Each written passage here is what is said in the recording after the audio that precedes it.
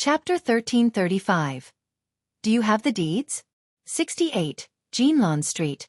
Not a word wrong. Gu Yundong kept the note and strode in with Tong Shui Tao. As soon as she entered, she saw a woman in her 40s talking. You have to consider it carefully. My shop is very popular. Many people come to see it. It's now or never. As she spoke, she happened to see Gu Yundong and Tong Shui Tao enter. Her eyes immediately lit up and she hurriedly walked over to ask, "You're also here to look at the shop, right? Come, let me introduce you." Gu Yundong narrowed her eyes and sized her up for a while.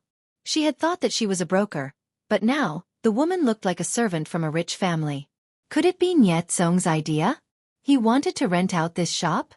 She ignored the old woman and looked at the other two people standing in the shop. The man and woman seemed to be husband and wife. Their eyes were shining as they looked at the shop, but they looked a little hesitant. They were trying their best to consider.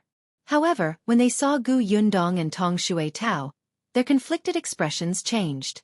They immediately came over and pulled the old woman over.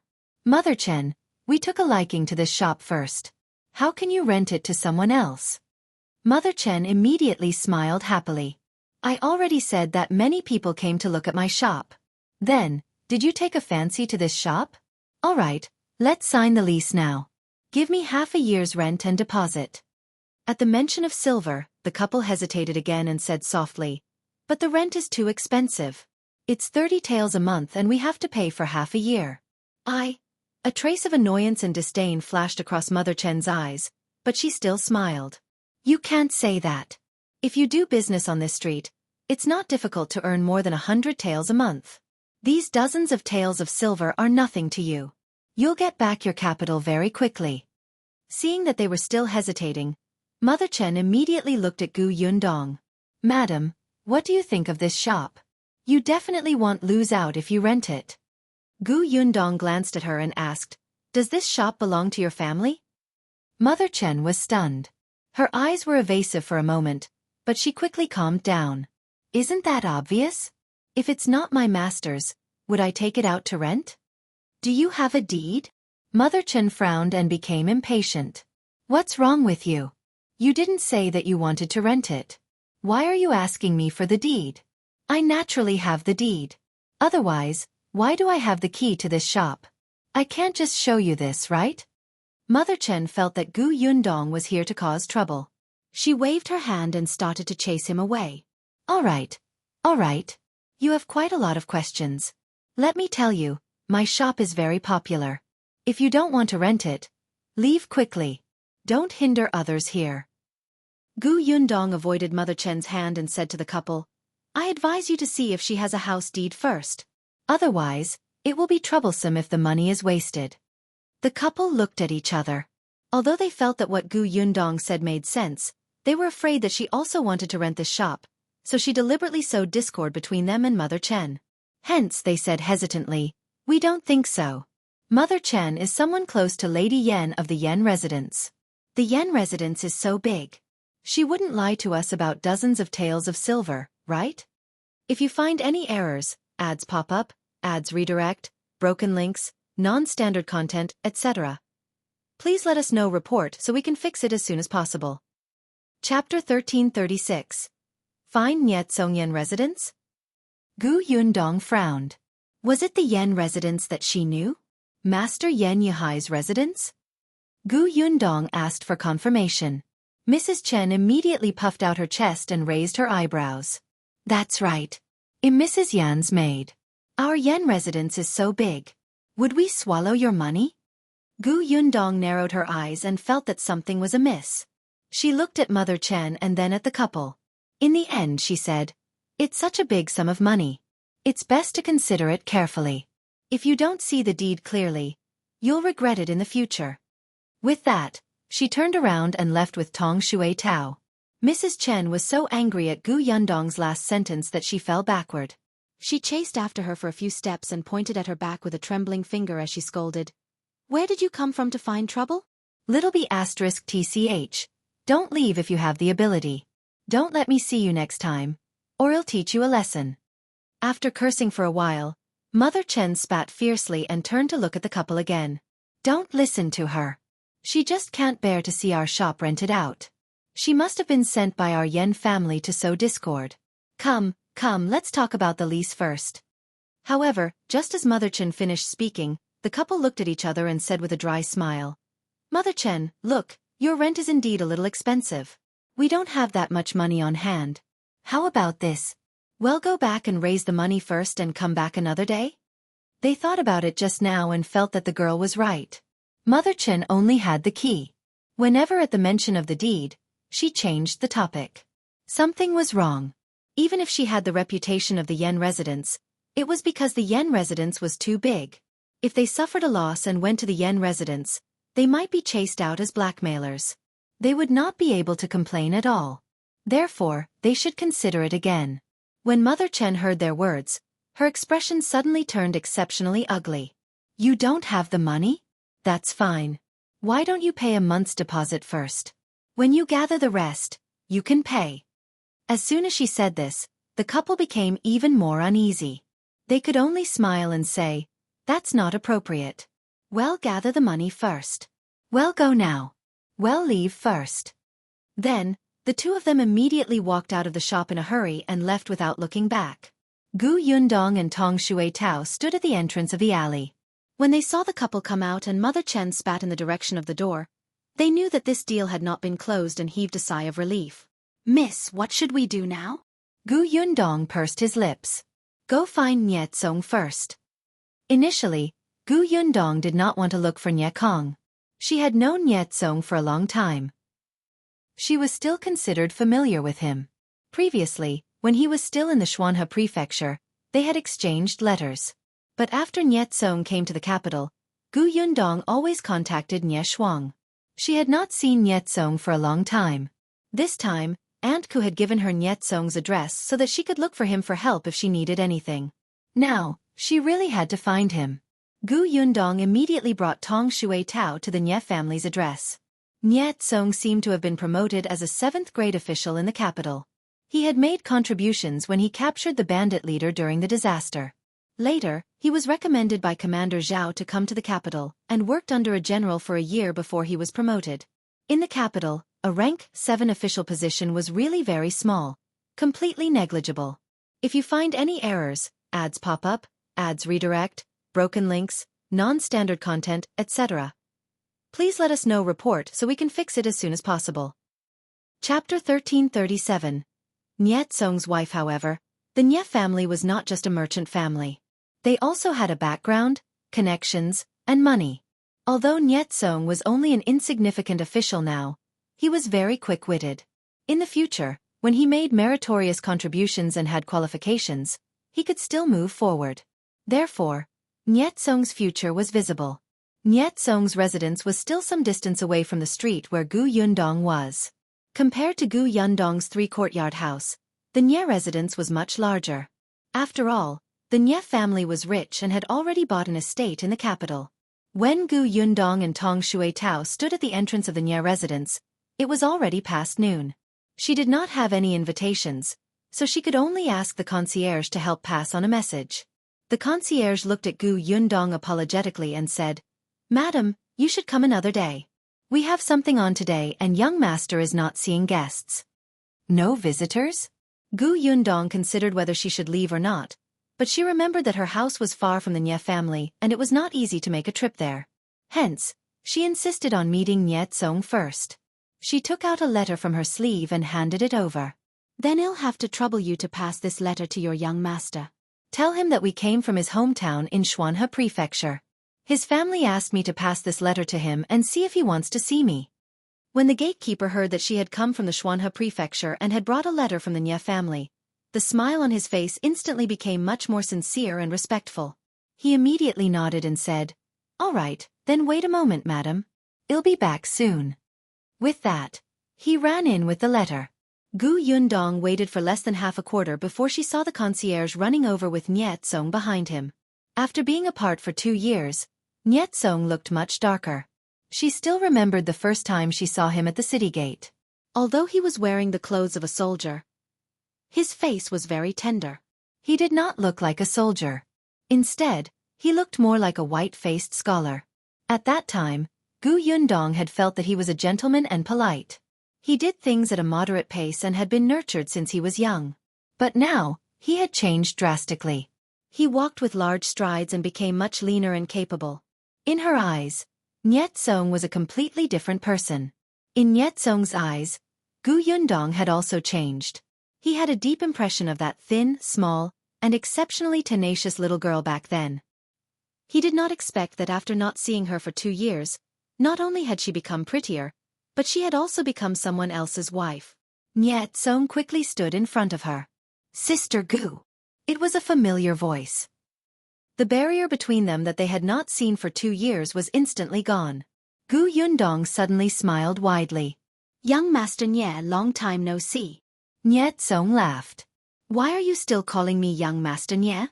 He shook his head and turned around, but he didn't see Shao Qingyuan. "Where's your husband?" "He had something to do, so I came alone." Niet Song did not probe further. He quickly moved half of his body aside. "Come in first. Let's talk inside." Gu Yundong led Tong Shui Tao inside. The Nie residence was really big. It was a large courtyard with many servants. Along the way, many people stared at them, as if they were very curious about the woman who had been personally led in by the young master. Gu Yundong keenly saw a servant girl rushing to the backyard. She recalled that Niet Song was now a married man and immediately asked, "I haven't seen your wife yet. Should I meet her first?" If you find any errors, ads pop up, ads redirect, broken links, non-standard content, etc., please let us know report so we can fix it as soon as possible. Chapter 1338. Second Miss Yen. Gu Yundong thought that Niet Song would agree readily, but he did not expect him to frown when he heard this. After hesitating for a moment he said, "You should meet her, but..." He paused and sighed. "It's just that she's sick. She's resting in the backyard now." "All the more reason for me to go over and take a look." Niet Song nodded. "All right, I'll bring you there." As he spoke, he led Gu Yundong to the backyard. Soon, they stopped in front of a courtyard called Anha Garden. Gu Yundong immediately saw the servant girl who had run away earlier. She was standing in the courtyard with her head slightly lowered. The two of them entered the courtyard. Gu Yundong stood in the central room while Niet Song walked in first. A servant served tea to Gu Yundong, so she sat outside and waited slowly. Occasionally, low voices could be heard coming from the inner room. It should be Niet Song telling his wife her identity. After a while, Niet Song came out. "Sister Gu, come in." With that, he led her into the inner room. There was still the smell of medicine in the room. It seemed that Niet Song was right. His wife was indeed sick. Gu Yundong turned around and saw that a woman had already been helped up. Her forehead was wrapped in gauze and she was leaning against the headboard. She looked over carefully with hazy eyes. Gu Yundong was stunned when she saw her face clearly. Wasn't this the second daughter of the Yen family? Yesterday, when the second daughter of the Yen family alighted from the carriage, although she had only caught a glimpse of her, Gu Yundong was very sure that she was not mistaken. She then looked at the gauze on her forehead and thought of the news that Chui Lan had smashed second Miss Yan's head yesterday. Gu Yundong was speechless. Sister Gu, what's wrong? Is there anything wrong with me?" A low voice sounded beside her ear. Gu Yundong suddenly came back to her senses and hurriedly shook her head. "No, there's nothing wrong." She smiled. "It's just that it's my first time seeing sister-in-law Nye, and I was distracted for a moment. Sister-in-law is very beautiful." Yenya immediately lowered her head shyly and whispered, "I'm very ugly like this. Sister Gu is the beauty here." As she spoke, she quickly pointed. "Sister Gu, sit. I'm not feeling well. I can't treat you well. I'm really sorry." Gu Yundong smiled. "I was the one who came uninvited and disturbed your recuperation. I'm the one who should say sorry." Niet Song smiled and interrupted their conversation. "All right, you don't have to be so polite anymore. It's weird to hear."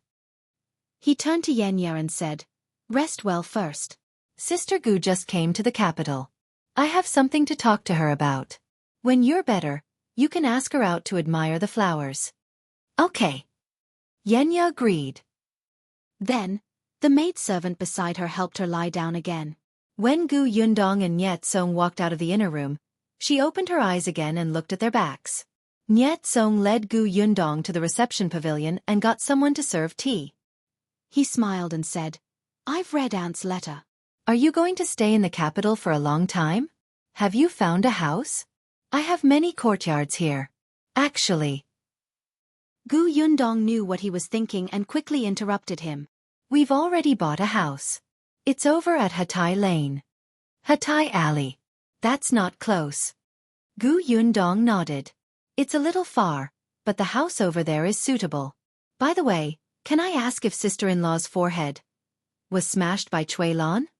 If you find any errors, ads pop up, ads redirect, broken links, non-standard content, etc., please let us know report so we can fix it as soon as possible. Chapter 1339.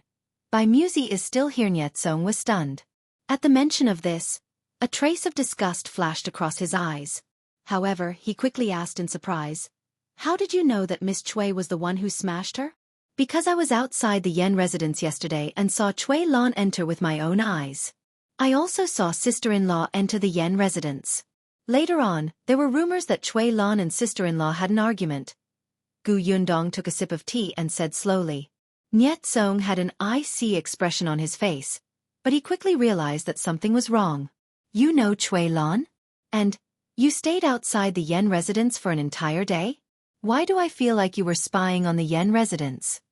Gu Yundong shook his head and laughed. Niet Song was still the same Nye Kong. Moreover, after 2 years of training, he seemed to have become even sharper. She did not hide it and said directly, I do know Chui Lan, and am also keeping an eye on the Yen residence. How come? You know that my mother's head was once injured. That's why she's like a child now. Imperial physician Song said that if we want to cure her, we need a very precious and rare medicine. That medicine is by Muzi. For the past 2 years, I've been looking for by Muzi. Later, I learned from Chui Lan that the Yen residence has such a medicine. By Muzi? Niet Song frowned, and his expression immediately became strange. After a long while he sighed and said, By Muzi, was used to save my wife yesterday. The Yen residence is also gone. No. Gu Yundong interrupted Nye Kong. By Muzi should still be in Yihai's hands right now. He's keeping it well. Niet Song looked puzzled. No.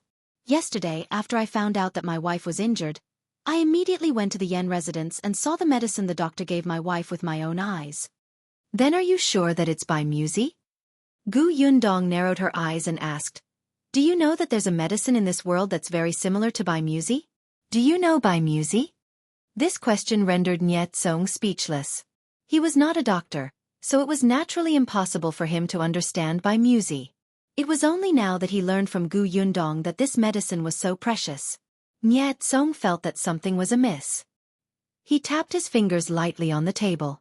After a long while he said, What do you know? How much do you know about by Muzi and the Yen residence? Tell me everything. Before I tell you that, can I ask you something else? Gu Yundong suddenly looked at him curiously. This expression made Niet Song, who was prepared to accept a huge truth, choke. The seriousness from before disappeared. He asked helplessly, What is it? How did you and sister-in-law become husband and wife? Gu Yundong's eyes were obviously filled with gossip. The corners of Niet Song's mouth twitched. He didn't look like he wanted to say anything. Aunt didn't tell you? Gu Yundong shook her head. After she went back, she only mentioned to me that you were married. At that time she was puzzled. Why didn't Niet Song return to the Xuanhe prefecture after getting married? Moreover, it seemed that the Nye family was not very satisfied with this marriage. Otherwise, why would Aunt Ku, Madame Nye, and Nye Shuang be the only ones who came to the capital? Old Master Nye had never come. Niet Song felt uncomfortable under her gaze. He couldn't bring himself to say such a private matter. But Gu Yundong looked as if she would not say anything unless he confessed. It was really frustrating. Forget it. Niet Song heaved a sigh of relief and began to talk about his relationship with Yen Ya. If you find any errors, ads pop up, ads redirect, broken links, non-standard content, etc., please let us know report so we can fix it as soon as possible. Chapter 1340. Niet Song and Yen Ya. Niet Song and Yen Ya met by accident. Yen Ya's life in the Yen family was very difficult. She was the very good-looking daughter of an unloved concubine. Naturally, she would be bullied by others. Moreover, Yihai had always favored boys over girls. He was ambitious and had never cared about the matters in the backyard. Lady Yen was a shrew. In the capital, there were no in-laws to suppress her, and no sisters-in-law to keep an eye on her. That backyard was her say. If she wanted to torture the concubine, she would torture the concubine. If she wanted to treat the daughter of a concubine badly, she would treat the daughter of a concubine badly. As for Ye, she was born in the same year as Miss Yen. Mrs. Yen disliked her even more. Therefore, Ye had been suppressed since she was young. Her personality had become abnormally weak, and she seemed to be very careful and did not dare to speak loudly to anyone. When Yetsong first met her, Ye was being bullied by Miss Yenling. Yetsong couldn't stand it anymore and secretly got someone to help her out. However, deep down, Yetsong looked down on Ye. He felt that she was too weak. When faced with trouble, she would retreat and endure as much as she could, as if she had no bottom line at all. Besides, she was good-looking. She would probably die without knowing. After that incident, Yetsong threw Ye to the back of his mind. However, Yetsong soon knew where Ye's bottom line was. At her mother's place, Ye had never retaliated when she was bullied. However, when her mother was bullied, even though she was afraid and trembled all over, she still dared to resist. At that time, Yetsong admired her a little. However, the place where he really interacted with Ye was at the Yen family. At that time, Yetsong was invited by Master Yen to the Yen residence as a guest. After he went, he found out that Master Yen had taken a fancy to him and wanted to betroth his legitimate daughter, Yenling, to him. Master Yen knew Yetsong's identity. He was the young master of the Nye family in Xuanhe Prefecture. The Nye family and the Yen family also had business dealings. Now that Yetsong had become a 7th-grade official and had a superior to promote him, he would definitely be successful in the future. Furthermore, Yetsong himself was elegant and handsome. Yenling had taken a fancy to him after meeting him once. However, Yetsong did not have a good impression of Yenling, so he naturally rejected Master Yen tactfully. Yihai didn't say anything on the spot. He just smiled and changed the topic, pretending that he hadn't said anything. Although Yetsong was smart, he still lacked some experience in the face of an old fox like Yihai who had been in the business world for many years. He had been set up. The Yen family wanted to catch him in bed with Yenling and make them a couple. When Gu Yundong heard this, she stopped drinking her tea. She had probably guessed it. In the end, you and Ye were caught? Yes. Yetsong did not expect the Yen family to be so impolite. Although they were a merchant family, they had to follow the etiquette and rules. However, the Yen family did not care at all.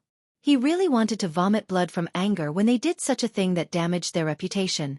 He was indignant at that time and thought of a way to escape. In the end, he accidentally entered Yenya's courtyard. In the end, he and Yenya were seen by everyone. The other party was Yenya, but Yetsong heaved a sigh of relief. He pitied Yenya in his heart. This pity made him not reject marrying Yenya. If she was weak, so be it. He would spend more effort to protect her or ask the nanny to help her. It was just that getting married to a family like the Yen family made him a little disgusted. However, he had no choice. The matter was settled just like that.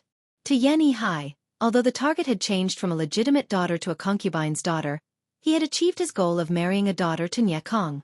If you find any errors, ads pop up, ads redirect, broken links, non-standard content, etc., please let us know report so we can fix it as soon as possible.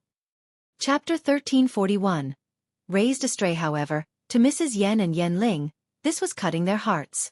They had put in so much effort to design these things, but in the end, it all benefited that little b*tch Yenya.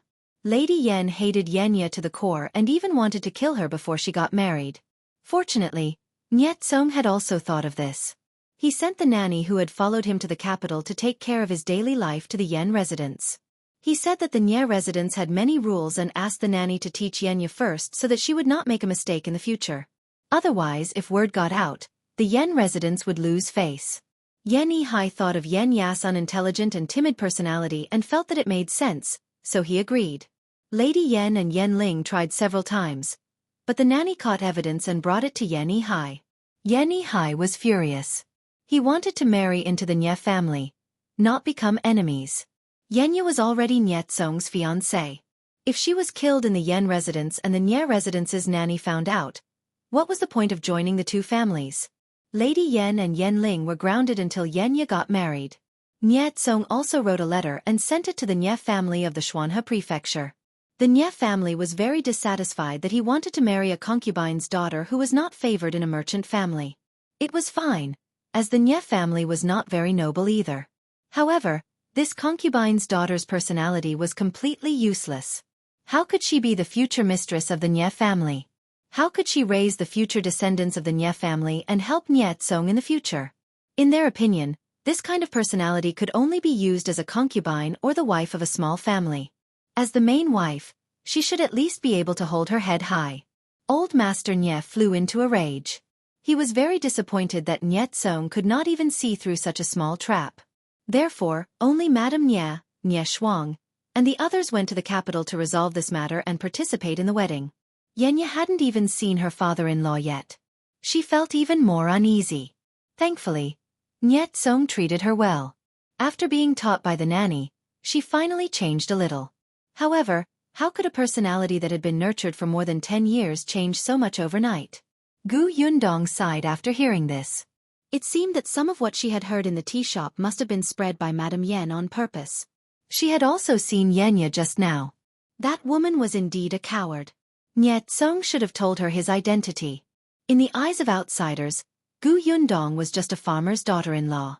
The second daughter of the Yen family in the capital actually didn't dare to speak loudly in front of her. However, Gu Yundong could not say anything. It was not Yen Ya's fault that she had become like this. It was obvious that Mrs. Yen had deliberately raised her astray. A native family had a huge impact on a person's personality. It was already not easy for her to muster the courage to protect her mother. Now, can you tell me why you're watching the Yen residence? After talking about his past with Yenya, Nye Tsong was still a little embarrassed. He touched his nose and coughed lightly. He quickly changed the topic and asked about serious matters. Didn't I tell you? It's 4 by Muzi. Gu Yundong took a sip of tea and said with a smile. Knowing Nye Tsong's attitude towards the Yen residence, Gu Yundong was in a good mood. Nye Tsong frowned. How did you know that the Yen residence had by Muzi? I didn't even know about this. Chui Lan told me. Gu Yundong briefly explained that she had met Chui Lan on the ship, but Chui Lan had taken a fancy to her man and used by Muzi to threaten her to leave Shao Qingyuan. In the end, she was almost killed. If you find any errors, ads pop up, ads redirect, broken links, non-standard content, etc., please let us know report so we can fix it as soon as possible. Chapter 1342. I'll help you. When Nye Tsong heard this, he did not say anything for a long time. After a long while, the corners of his mouth twitched. You hung Chui Lan over the river for half a day? Forced her to tell you? Gu Yundong rolled her eyes. Is that the main point? And you have to understand that she attacked me first. Do you want me to pretend that nothing happened? Not really. I just realized that you seem to be especially good at turning passive into active. Especially when someone wanted to set her up, she used them in the end. I'll take that as a compliment. Nye Tsong was speechless. He shook his head to get rid of the messy thoughts in his mind and began to think about Bai Muzi. According to what you said, Bai Muzi is precious, and my father-in-law and uncle don't have a good relationship, so he can't bear to help him repay the favor. He can't bear to give it to the Chui family, so he naturally can't bear to give it to Yenya. So, the more Nye Tsong thought about it, the uglier his expression became. He suddenly stood up and slammed the table. He's clearly using Yenya to force the Chui family to give up on Bai Muzi. The Yen family didn't suffer any losses, and Chui Lan didn't suffer any losses. However, only my wife was innocently implicated.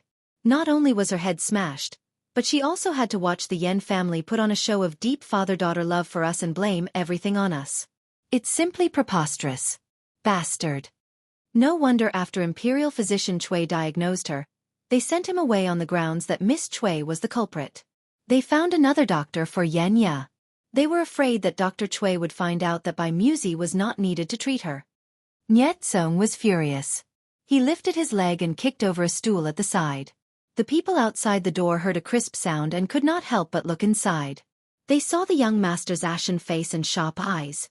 All of them immediately looked at Gu Yundong worriedly, thinking that she had made the young master lose his temper. Unexpectedly, Gu Yundong was calmly drinking tea. Instead, she looked very relaxed and was not affected by his anger at all. After a long time, she waved her hand for Nyetsong to sit down. All right, it's useless to lose your temper now. We have to consider this matter at length. Anyway, we can't let your wife suffer, right? Nyetsong sat down and drank 2 mouthfuls of tea before gradually calming down. He glanced at Gu Yundong. You want buy Muzi? Yeah. It'll help you. Pfft. Cough cough. Gu Yundong choked on her tea. Of course, she hoped that Nyetsong would help her. She had thought of a lot of words to convince him, but before she could say a word, he took the initiative to mention it. Gu Yundong did not know whether to laugh or cry. Are you really going to help me? Of course. The Yen residence really thinks him a pushover. It's fine if they bullied Yen Yao in the past, but at that time, she was the daughter of the Yen residence. I couldn't do anything about it. Now, she's already my wife and the young madam of the Nye residence. How dare they brazenly find someone to smash her head? Do they think they can touch our Nye residence just because they want to? Nyetsong was really disgusted by the Yen family's actions. The problem was that they even pushed the problem onto him. It was said that Yen Ya's inappropriate words had angered Cui Lan, causing Cui Lan to hit her hard and tell her not to find trouble with the Cui residents. All right. He would not cause trouble for the Cui residents. He would seek revenge from the Yen residents. Gu Yundong asked him, how do you plan to help? Nyetsong thought for a moment. We have to consider this matter at length. He hadn't thought of it yet. Gu Yundong said, actually, I have something else to ask you. If you find any errors, ads pop up, ads redirect, broken links, non-standard content, etc., please let us know report so we can fix it as soon as possible. Chapter 1343. Going too far, go ahead. Nyetsong knew that Gu Yundong had just found out that his wife was the second daughter of the Yen family. There must be something else going on. Gu Yundong pursed her lips. You know, Auntie Dai, Nye Shuang, and I opened a milk tea shop in Xuanhe Prefecture. The last time Nye Shuang came to the capital, she bought a shop in the capital and planned to use it to open a milk tea shop. Yes, that's true. I know where the shop is. I'll bring you to take a look later. I've been there, Gu Yundong said. Just now, I went to look at the shop according to the address Nye Shuang gave me, but I realized that the door of the shop was open. An old woman called Mother Chen claimed to be Mrs. Yan's servant. She was introducing the shop to someone. She said that she wanted to rent the shop out for 30 taels a month. What did you say? Nyetsong suddenly stood up, a look of astonishment on his face. Gu Yundong asked, the key to the shop. The key to the shop. I asked Yenya to keep it. As expected, Gu Yundong sighed. It seemed that the key had either been coaxed away by Mrs. Yen or taken away under threat. Previously, she did not understand. But now, Gu Yundong understood what Mrs. Yen was thinking. That shop was empty anyway. If she rented it to someone else, she could earn some rent. How could that not do? It didn't matter even if Nyetsong found out later. Nyetsong could be considered her son-in-law anyway. Could he slap her face in public? Men all cared about their face. It was just an empty shop. It wasn't like the Nye family didn't have money. They could just buy another one later. Perhaps this shop would become hers as she rented it. They're going too far. Nyetsong really didn't expect so many things to happen in one day. He turned around. I'll go ask Yenya. Gu Yundong was stunned and quickly pulled him back. She's still injured and timid. If you go over so angrily, she'll think that you're going to denounce her. Won't she be even more afraid in the future? If the couple's relationship was damaged, wouldn't she be the culprit? Nyetsong clenched his fists tightly. When he thought of Yen Ya's personality, he instantly felt discouraged. He sat back down and rubbed his temples. Why did so many things happen just after returning to the Yen residence? He could not stop her in time. So what should we do? Gu Yundong thought for a moment. I'll ask. What's the difference? Speaking of which, he was Yen Ya's husband. No matter what, Gu Yundong was still a stranger, right? Gu Yundong could not be bothered with him. She stood up, cleaned her clothes, and went back to on her garden. As expected, Yenya did not sleep. Gu Yundong guessed that she would not be able to sleep at this juncture. When she saw Gu Yundong coming over, she quickly got up again. Gu Yundong immediately stopped her. Yenya turned her head, but she did not see Nye Cong. She was at a loss. She had a feeling that something bad had happened. Gu Yundong secretly exhaled and squeezed out a smile. Her voice became gentler. Sister-in-law, I just found out that you suffered a lot. Your head was smashed by someone. It looks like you bled a lot. How is it? Does it still hurt? To be honest, my husband is also a doctor. He even taught me how to relieve pain. Do you want me to take a look at you? Yenya quickly said, No need, no need. It doesn't hurt. It's just a small injury. It only hurt when I applied the medicine yesterday. It's fine now. If you find any errors, ads pop up, ads redirect, broken links, non-standard content, etc., please let us know report so we can fix it as soon as possible. Chapter 1344. A different version, that's good. When sister-in-law is in pain, you must not hold it in. You must use medicine in time when there are injuries. The more you hold it in, the worse it will be. My husband told me that nothing is more important than your health. Yenya nodded and said softly, Sister Gu and my husband are so close. You and Brother Nye are not bad either. I think he's very concerned about your injuries. Yenya was a little embarrassed, but after talking to Gu Yundong about these topics that she had never mentioned to anyone before, she unknowingly relaxed and the topics gradually increased. Gu Yundong chatted with her for a while before guiding her to talk about the injury on her head and then Chui Lan. Gu Yundong found it strange. What did you say? How dare Chui Lan hit you so hard? Yenya lowered her eyes. Then, Gu Yundong heard a different version from Yenya. Chui Lan was indeed talking to Yenya alone in the backyard.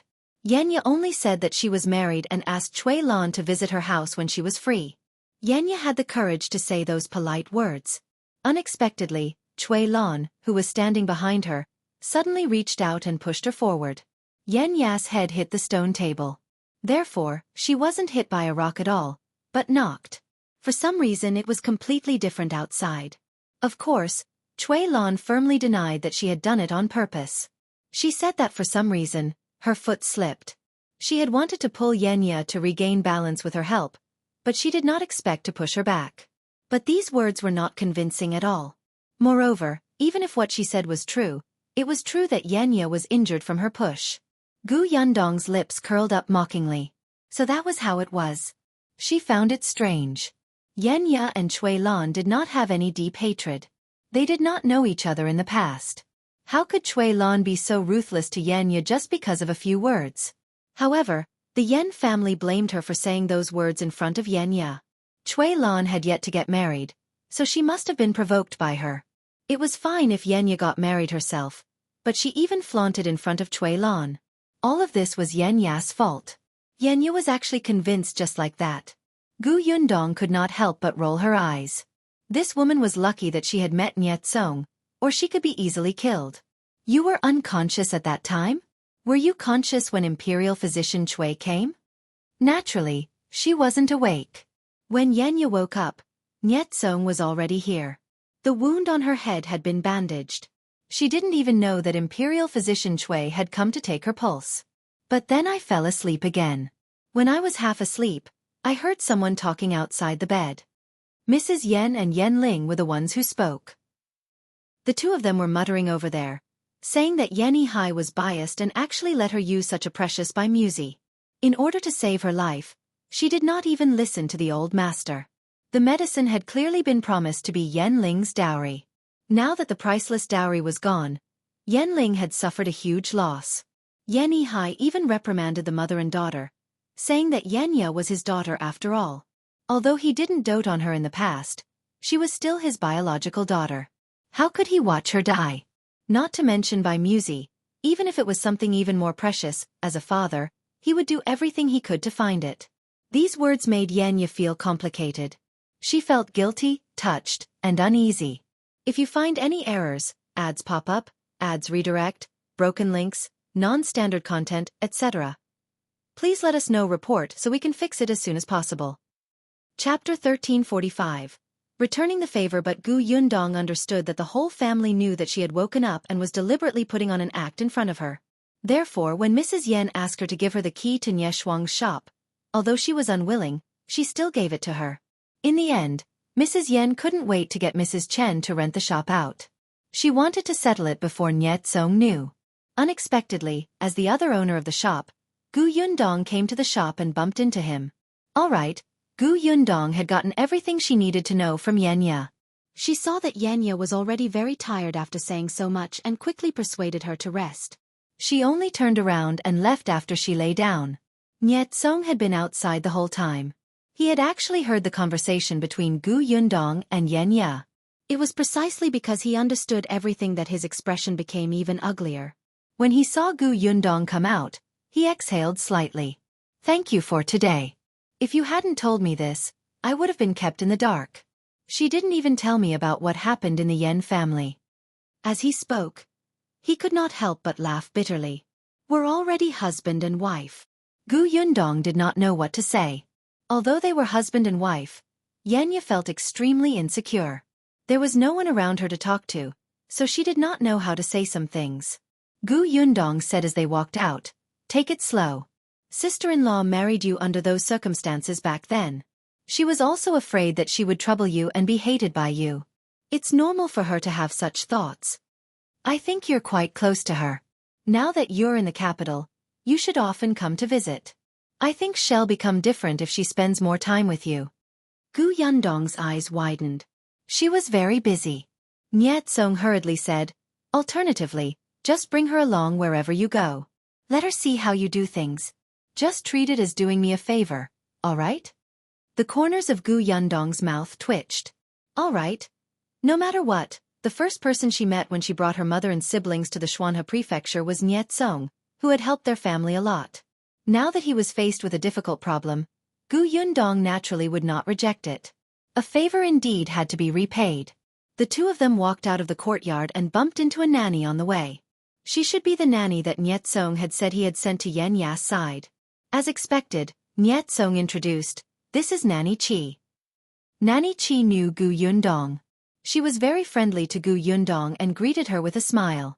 Then, Nie Tsong told Nanny Chi what had happened in the Yen residence. It was obvious that he trusted Nanny Chi very much. Nanny Chi frowned when she heard this. There was obvious anger on her face. What the Yen residence is doing is still so demeaning. Yenya is still injured. Please keep her company. Young master, don't worry. I will take good care of young madam. Then, Nanny Chi went to on her garden. Previously, Nanny Chi had always protected Yenya when she was by her side in the Yen residence. Later on, after Yenya married into the Nye residence, because of her personality, Nanny Chi was still by her side. She had brought Yenya to handle family matters, but it had only been a short time. In addition, when they got married, the Nye family was not very satisfied with Yenya, so Yenya did not dare to take charge of family matters. This resulted in no progress. Nanny Chi had no choice. Yenya's personality could not be nurtured overnight. She could only slowly change. If you find any errors, ads pop up, ads redirect, broken links, non-standard content, etc., please let us know report so we can fix it as soon as possible. Chapter 1346. Do you dare to make a move? Gu Yundong and Nie Tsong returned to the hall and asked him, "What are your plans for the Yen residence?" "First, we have to clear Yenya's name. Everybody said that it was her own fault that Chui Lan hit her because of Yenya's loose tongue. Everybody said that the Yen family had even disobeyed old Master Yan's orders to save Yenya, making Yihai and his wife be blamed by old Master Yen for being unfilial. Everybody said that the Yen family even took out Yenling's dowry to save Yenya's life. All of this was clearly a conspiracy, but in the end, Yenya had to carry all of the blame. Why? Was it because they had not tortured her enough in the past? Now that she was no longer in their control, they had changed their method to shackle her? Dream on! She had to expose these lies one by one so that Yenya would no longer feel uneasy about the Yen residence. It also made all the rumors outside transfer to the Yen residence. Yenya did not dare to go out now. How could it not be because of these rumors? Except, Do you have any ideas? It did not occur to him for a moment. Gu Yundong glanced at him and then at him again. Niet Song felt uncomfortable under her gaze. If you have an idea, just say it. Don't have such an expression. Otherwise, I feel like I'm going to be schemed against. Gu Yundong was speechless. Was her character that bad? Gu Yundong snorted and finally said, I have an idea. I just want to ask you if you dare to blow this matter up. Blow this matter up? Yeah. I dare. Gu Yundong paused. Even if it blows up, it might put sister-in-law in a difficult situation? Isn't she in a difficult enough situation already? Gu Yundong thought about it and felt that it made sense. In fact, if the matter blew up, the Yen family's reputation would be damaged. Although Yenya might be affected, she was already married to Nye Cong. As long as Niet Song's attitude towards her remained unchanged, the impact would be limited. It was better than being schemed against by her family. The good reputation went to Yen Yihai, Mrs. Yen, and Yen Ling's family.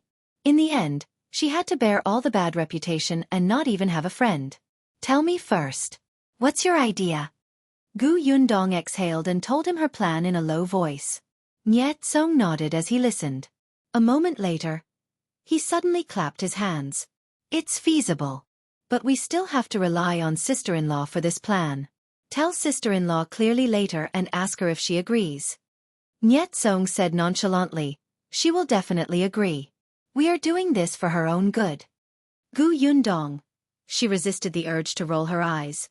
Niet Song, this is the reason why Yenya didn't tell you about those things. You also said that you're husband and wife. Since you're husband and wife, shouldn't you explain these things clearly? Especially since this is closely related to her. What if you don't explain clearly and she misunderstands? If you don't say anything and she doesn't say anything, are you going to continue being husband and wife? Niet Song was stunned. He thought about it and felt that it made sense. All right, go back and ask sister-in-law first. I'll come back tomorrow. If she agrees, well, carry out the plan. Gu Yundong looked like she was about to leave. If she doesn't agree, well, think about other things. Remember, speak nicely and patiently. Make it clear so that sister-in-law understands that you're helping her vent her anger and make her feel at ease. Niet Song nodded. Got it. You're leaving just like that? Aren't you staying for dinner? No, thank you. Niet Song could only send her out.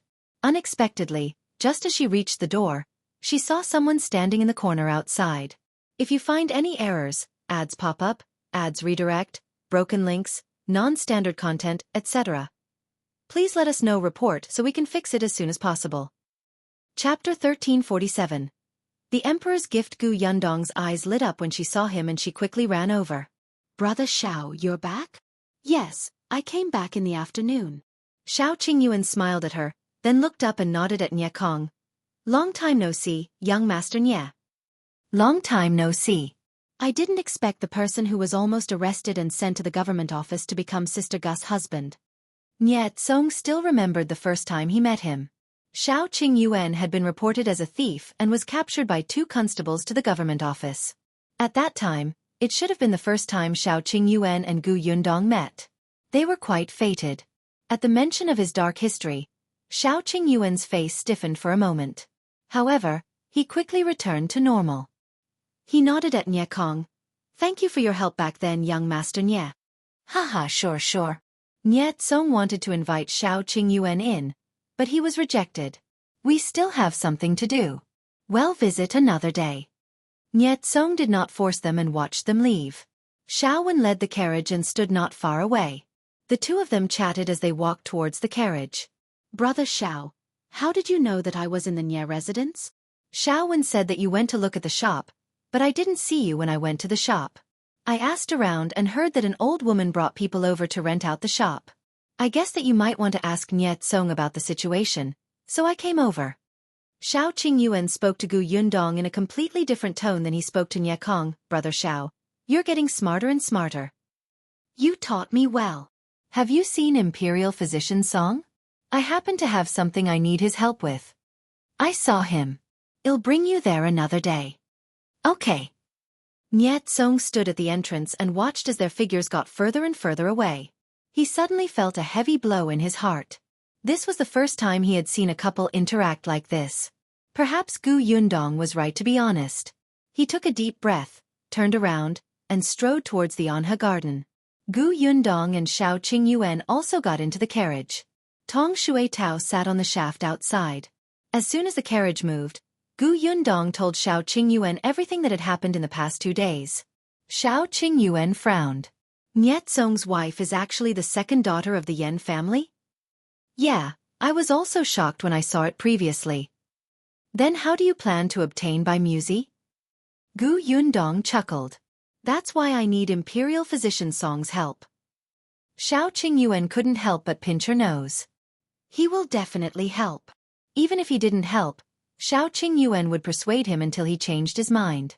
Gu Yundong asked about his visit to the emperor. Actually, there was nothing special.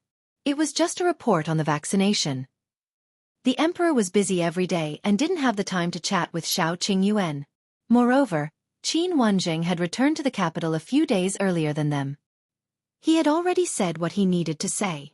However, before Shao Qingyuan left, the emperor mentioned Gu Yundong and said that he wanted to see her when he had the chance. By the way, the emperor also gave you a gift. A gift? Yes, for our wedding. Gu Yundong was instantly interested. Where is it? At home, of course. Shao Qingyuan saw her looking around and laughed. He couldn't bring it with him. Gu Yundong was a little disappointed. Fortunately, the carriage soon arrived at Hatai Alley. After alighting from the carriage, Gu Yundong could not wait to enter the house to see the gift from the emperor. If you find any errors, ads pop up, ads redirect, broken links, non-standard content, etc., please let us know. Report so we can fix it as soon as possible. Chapter 1348. Starting today it was a jade ruby. Gu Yundong looked at the 2 centimeters long jade ruby in front of her and the corners of her mouth twitched. Alright, she should have known. How novel could the wedding gift that the emperor had thought of at the last minute be? However, at least this was a reward from the emperor, so the meaning was different. Gu Yundong touched the jade ruby. I'll find a box and keep it properly. I can't lose this. It's fine as long as you make the decision. Shao Qingyuan looked at her excited expression and felt much better. Gu Yundong searched for a long time but could not find a box. In the end, she found one in her spatial storage and pretended to find it in the corner to keep the jade ruby. After putting it away, Gu Yundong asked about Shao Qingyuan and Imperial Physician Song. Has he left the palace? He left the palace. He came out with me this afternoon. Song Dejiang had been in the palace for the past 2 days because the empress had fallen ill and could not recover. Now that she had finally recovered, Song Dejiang was also exhausted. This was how it was to treat the nobles in the palace. It was not easy to be an imperial physician. Gu Yundong sympathized with Song Dejiang, so her original plan to visit him tomorrow morning was changed to this afternoon. The next morning, Gu Yundong and Shao Qingyuan went to the Nye residence first. He wondered how Niezong and Yenya were doing. When the 2 of them entered the Nye residence this time, the gatekeeper let them in directly. When Gu Yundong saw Yenya again, she realized that her eyes were a little red and swollen, as if she had cried hard. However, it was also very obvious that the situation between her and Niezong had changed. How should it be put? It was as if the unfamiliar distance from before was gone.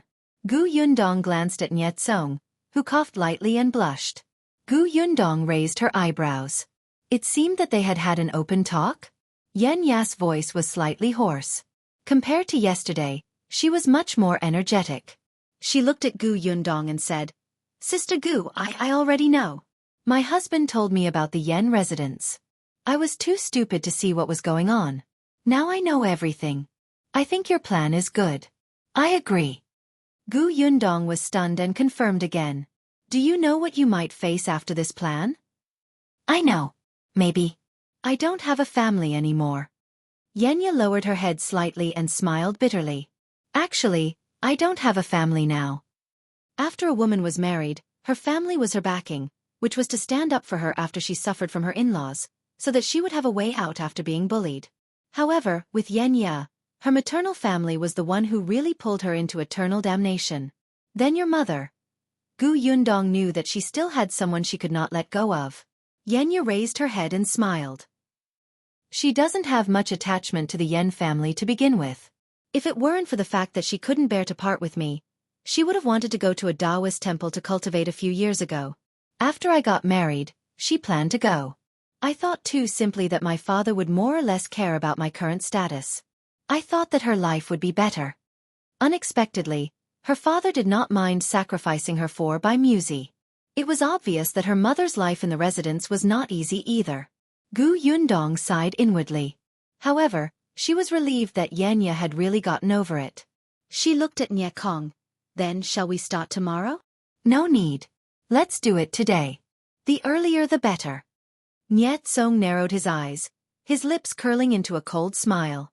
If you find any errors, ads pop up, ads redirect, broken links, non-standard content, etc., please let us know report so we can fix it as soon as possible.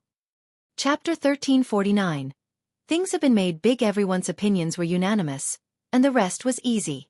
After Gu Yundong and Shao Qingyuan left the Nye residence, they went straight to look for Song Dejiang. As for Nye Tsong, he came to the Chui residence aggressively, wanting to settle scores with Chui Lan. Imperial physician Chui and his daughter, who originally thought that everything was over, were stunned when they saw him bringing people to attack them. Nye Tsong pointed at Chui Lan and scolded, "My wife had no grievances with you. She only said that she was getting married and kindly invited you to her house as a guest. How did she offend you? How did these 2 sentences offend you that you were so ruthless to her and wanted to kill her?" Chui Lan's face turned pale. When Nye Tsong came to look for her, all the neighbors nearby had come to watch the commotion. When they heard this, they immediately started whispering. Chui Lan's reputation was not good to begin with. She did not have a smile on her face all day long, and she basically did not respond to her neighbors' greetings. As time passed, everyone felt that this person was not easy to get along with. Especially after Chui Lan started studying medicine and ran around with her father to treat men, she did not know how to avoid it at all, so everyone looked at her even more strangely. 2 days ago, what happened in the Yen residence had actually spread here. Although Chui Lan had explained, no one believed her. No one knew where the rumors came from, but they said that she ran to someone's house and smashed the Yen family's daughter's head with a stone. This was terrible. Was there something wrong with this girl's brain? Hence, the Chui father and daughter did not go out for the past 2 days and stayed at home obediently. Unexpectedly, Nye Tsong came knocking on their door and shouted loudly even though they were keeping a low profile. It was ridiculous. Imperial physician Chui was so angry that his entire body was trembling. He stood in front of Chui Lan and said, "Nonsense, you're simply spouting nonsense. My daughter didn't harm Madame Yen at all. She slipped and accidentally pushed your wife, causing her to hit the stone table. How did she become ruthless?" Chui Lan, who was standing behind him, also defended herself loudly. "Yes, I accidentally slipped. I didn't push her at all. I didn't. Don't slander me here. Get out, get out." Accidentally pushed her? Why is it completely different from what my father-in-law said? Besides, how can it be so coincidental that you slipped after my wife said that? Who would believe that? Let me tell you, my wife is unconscious now. As her husband, I will definitely not let this matter rest. You? Imperial physician Chui was furious. I don't know what Master Yen said, but this was an accident. You make it sound so nice. Can an accident offset a life? Nye Tsong sneered as he took a step forward. Imperial physician Chui gritted his teeth. What do you mean by a life? Isn't your wife alive and well now? Alive and well? She's unconscious and half dead. Nye Tsong was aggressive, but Imperial physician Chui did not back down. One wanted to seek justice for his wife, while the other wanted to prove his daughter's innocence. For a moment, no one could convince the other. Seeing that the 2 sides were about to fight, they finally attracted the officials of the imperial capital. Imperial physician Chui was an imperial physician, and Nye Tsong was a 7th-grade official. Both of them had official positions. Now that a life seemed to be involved, the capital magistrate naturally could not ignore it. Things had gotten out of hand. If you find any errors, ads pop up, ads redirect, broken links, non-standard content, etc., please let us know report so we can fix it as soon as possible. Chapter 1350. Yihai's panic. The magistrate of the capital personally tried this case, but no one was convinced. The magistrate quickly found the other parties involved, the 3 members of the Yen family. Initially, he wanted to ask Yenya to come over, but when he heard that Yenya was lying on the bed unconscious, he could only give up. Yihai was stunned. He never expected Nyetsong to demand an explanation from the Chui family. He thought that everybody had reached a consensus on this matter. Now that things had blown up, Yihai was a little flustered. He secretly glared at Nye Kong. "Didn't I tell you not to find trouble with the Chui family? Isn't this matter already over? I didn't plan to look for the Chui family at first, but the prerequisite is that my wife is safe and sound. But now, her condition is getting worse and worse. She has been unconscious since this morning and her breathing is weak. She looks like she's about to lose her life.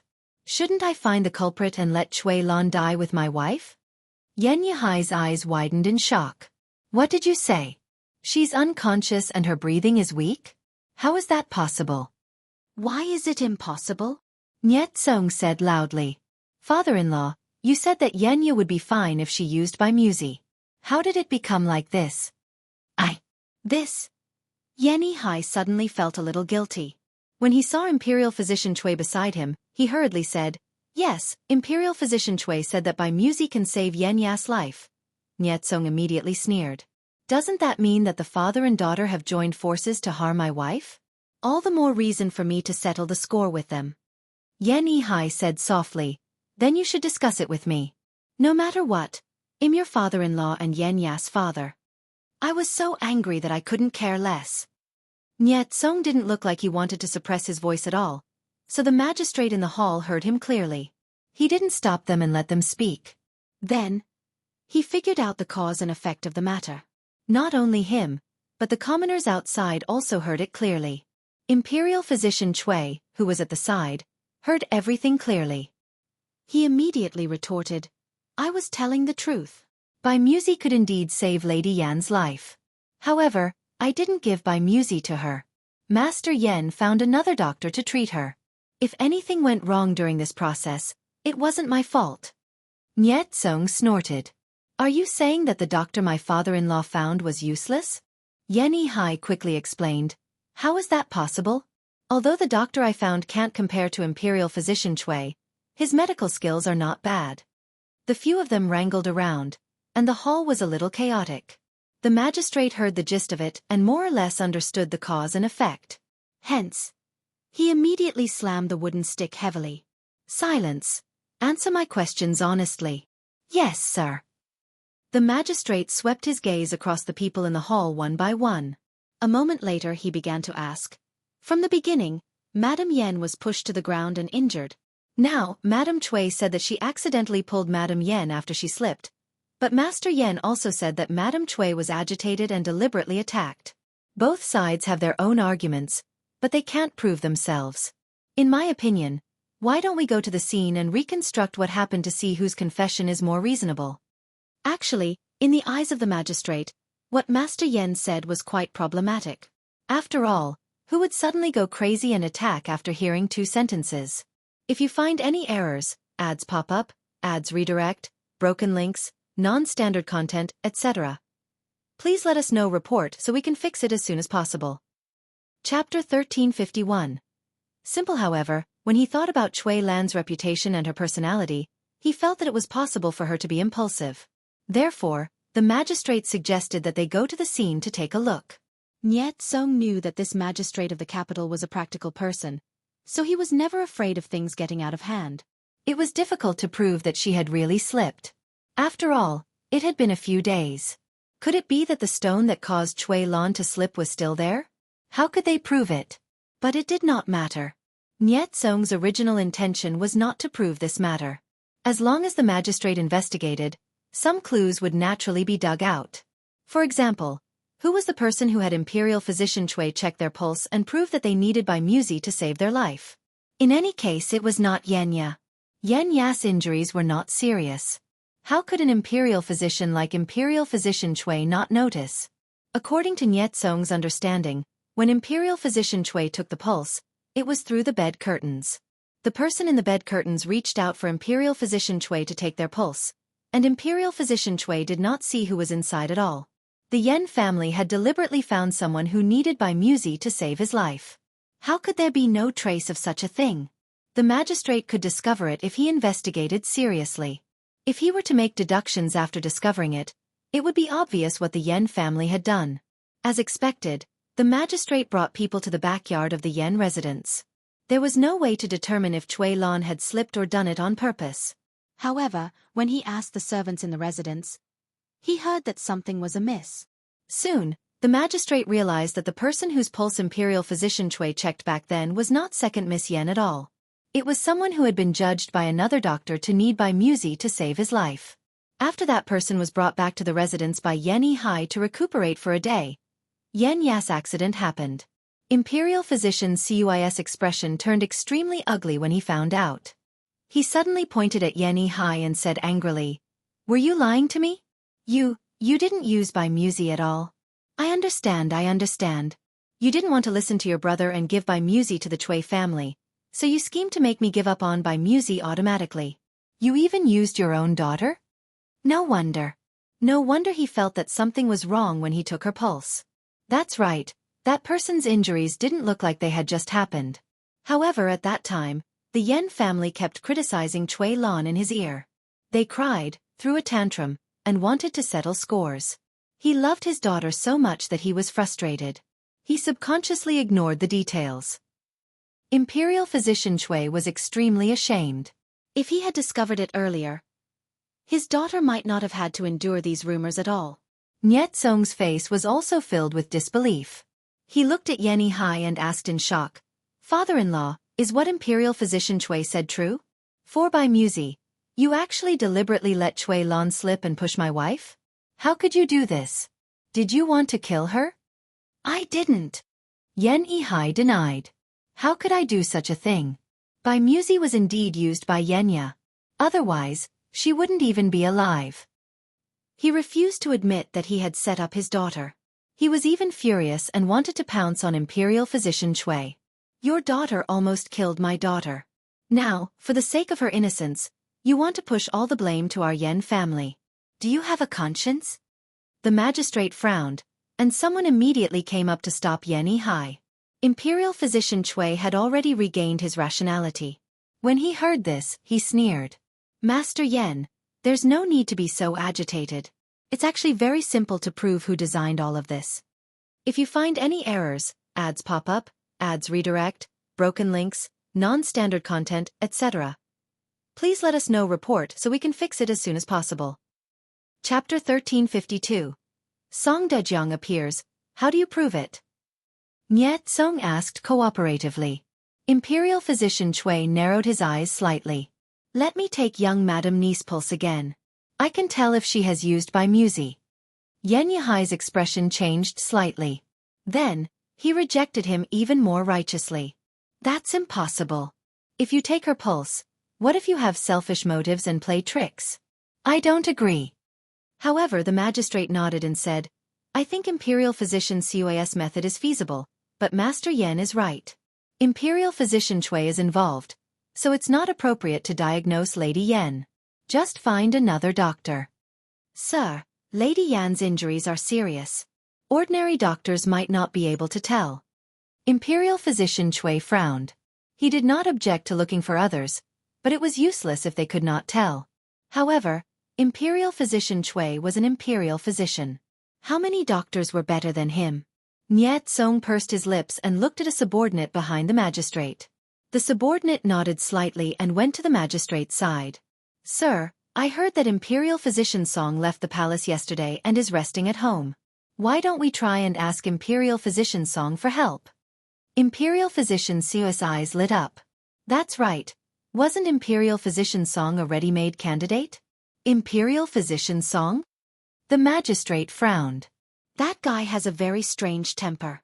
It's rare for him to take a break. If we disturb him, I'm afraid he won't help. Lord, I heard that Imperial Physician Song loves to treat difficult illnesses. Look, Madam Yen is currently in a coma, so it can be considered a difficult illness. Furthermore, as the head of the Imperial Hospital, Imperial Physician Song has the responsibility to cooperate with our investigation when he finds out that his Imperial physicians are involved in the case, right?" The magistrate felt that it made sense and nodded. Indeed. Cold sweat broke out on Yihai's forehead when he heard that. Ask Imperial Physician Song to come over? No, my lord. Imperial Physician Chui is on good terms with Imperial Physician Song. Who knows if he will cover up for him? Shut up! The magistrate suddenly shouted angrily. Imperial Physician Song is the head of the Imperial Hospital appointed by the current emperor. The emperor personally said that Imperial Physician Song is benevolent and fair. You haven't even seen him yet, and you dare to question Imperial Physician Song's morals. I think you're clearly guilty. Yihai broke out in cold sweat after being shouted at by the magistrate. He hurriedly knelt down and said, I was careless and said something wrong. Please forgive me. The magistrate snorted coldly. Get up. We'll talk about whether you're guilty when Imperial Physician Song comes. Don't say anything else about Imperial Physician Song covering up for anybody. Otherwise, according to you, I've worked with Imperial Physician Chui before. Do you think I'll cover up for him too? I wouldn't dare. Yihai stood up, but his head was lowered, and his heart was trembling. It was over. He was done for. His mind was spinning crazily, trying to think of some useful way to get through. However, the capital magistrate had already sent someone to invite Imperial Physician Song. He originally thought that Imperial Physician Song would decline. He did not expect him to come immediately. Imperial Physician Song even asked very professionally, Where is the patient? Nye Tsong led everyone into the Nye residence. The capital magistrate also brought Imperial Physician Chui, Master Yen, and the others in. However, they stopped at Anha Garden. The magistrate sent an old woman to follow Song Dejiang into the inner room. Yenya lay on the bed. Her face was pale and her breathing was very weak. Nye Tsong sat on the edge of the bed and grabbed one of Yenya's hands. He looked up at Song Dejiang eagerly. If you find any errors, ads pop up, ads redirect, broken links, non-standard content, etc., please let us know report so we can fix it as soon as possible. Chapter 1353. Song Dejiang's Anger, Imperial Physician Song. Please take a look at my wife. She has been unconscious for an entire day. I'm really worried that she will. Song Dejiang secretly pursed his lips. When he raised his head, he said with a serious expression, Lord Nye, don't worry. Since I'm here, I'll naturally do my best to treat the patient. Please put your wife's hand down first and stand at the side without making a sound. All right. Thank you, Imperial Physician Song. Nye Tsong immediately put down Yenya's hand, got up, and stood behind Song Dejiang. Song Dejiang asked the old woman who had followed her in to put a handkerchief on Yenya's wrist. Then, he sat at the side and closed his eyes to take her pulse. However, the more he examined, the uglier his expression became. In the end, his expression became even more serious, as if he had encountered a difficult illness. Nye Tsong held his breath as he watched from the side. He wanted to speak, but he was afraid of disturbing him. After a while, Imperial Physician Song retracted his hand. Nye Tsong hurriedly asked, How is my wife? Song Dejiang didn't answer him. He continued to instruct the old woman beside him. Untie the cloth on young Madame Nie's head and let me take a look. Yes. The old woman quickly and carefully removed the cloth. With this, the wound inside was revealed. The old woman took a look and suddenly gasped. She suddenly took 2 steps back. Imperial Physician Song, look. Song Dejiang wasn't the only one who saw it. Nye Tsong also saw it. His expression changed drastically. How did this happen? Yenya's wound had completely festered and was flowing with pus. It was an especially shocking sight. Nye Tsong grabbed Imperial Physician Song's hand and shouted on the spot. Imperial Physician Song, you must save her. I beg you, you must save her. When the people outside heard Nye Tsong's voice, they were shocked and looked at each other. Immediately after, they saw the old woman quickly walk out to the magistrate's side. She said, Sir, Lady Yan's injuries are very bad. I'm afraid the odds are slim. The magistrate suddenly frowned. Yihai was also stunned. How could that be? It was clearly not serious when her wound was bandaged a few days ago. She woke up at that time and was even sent back to the Nye family.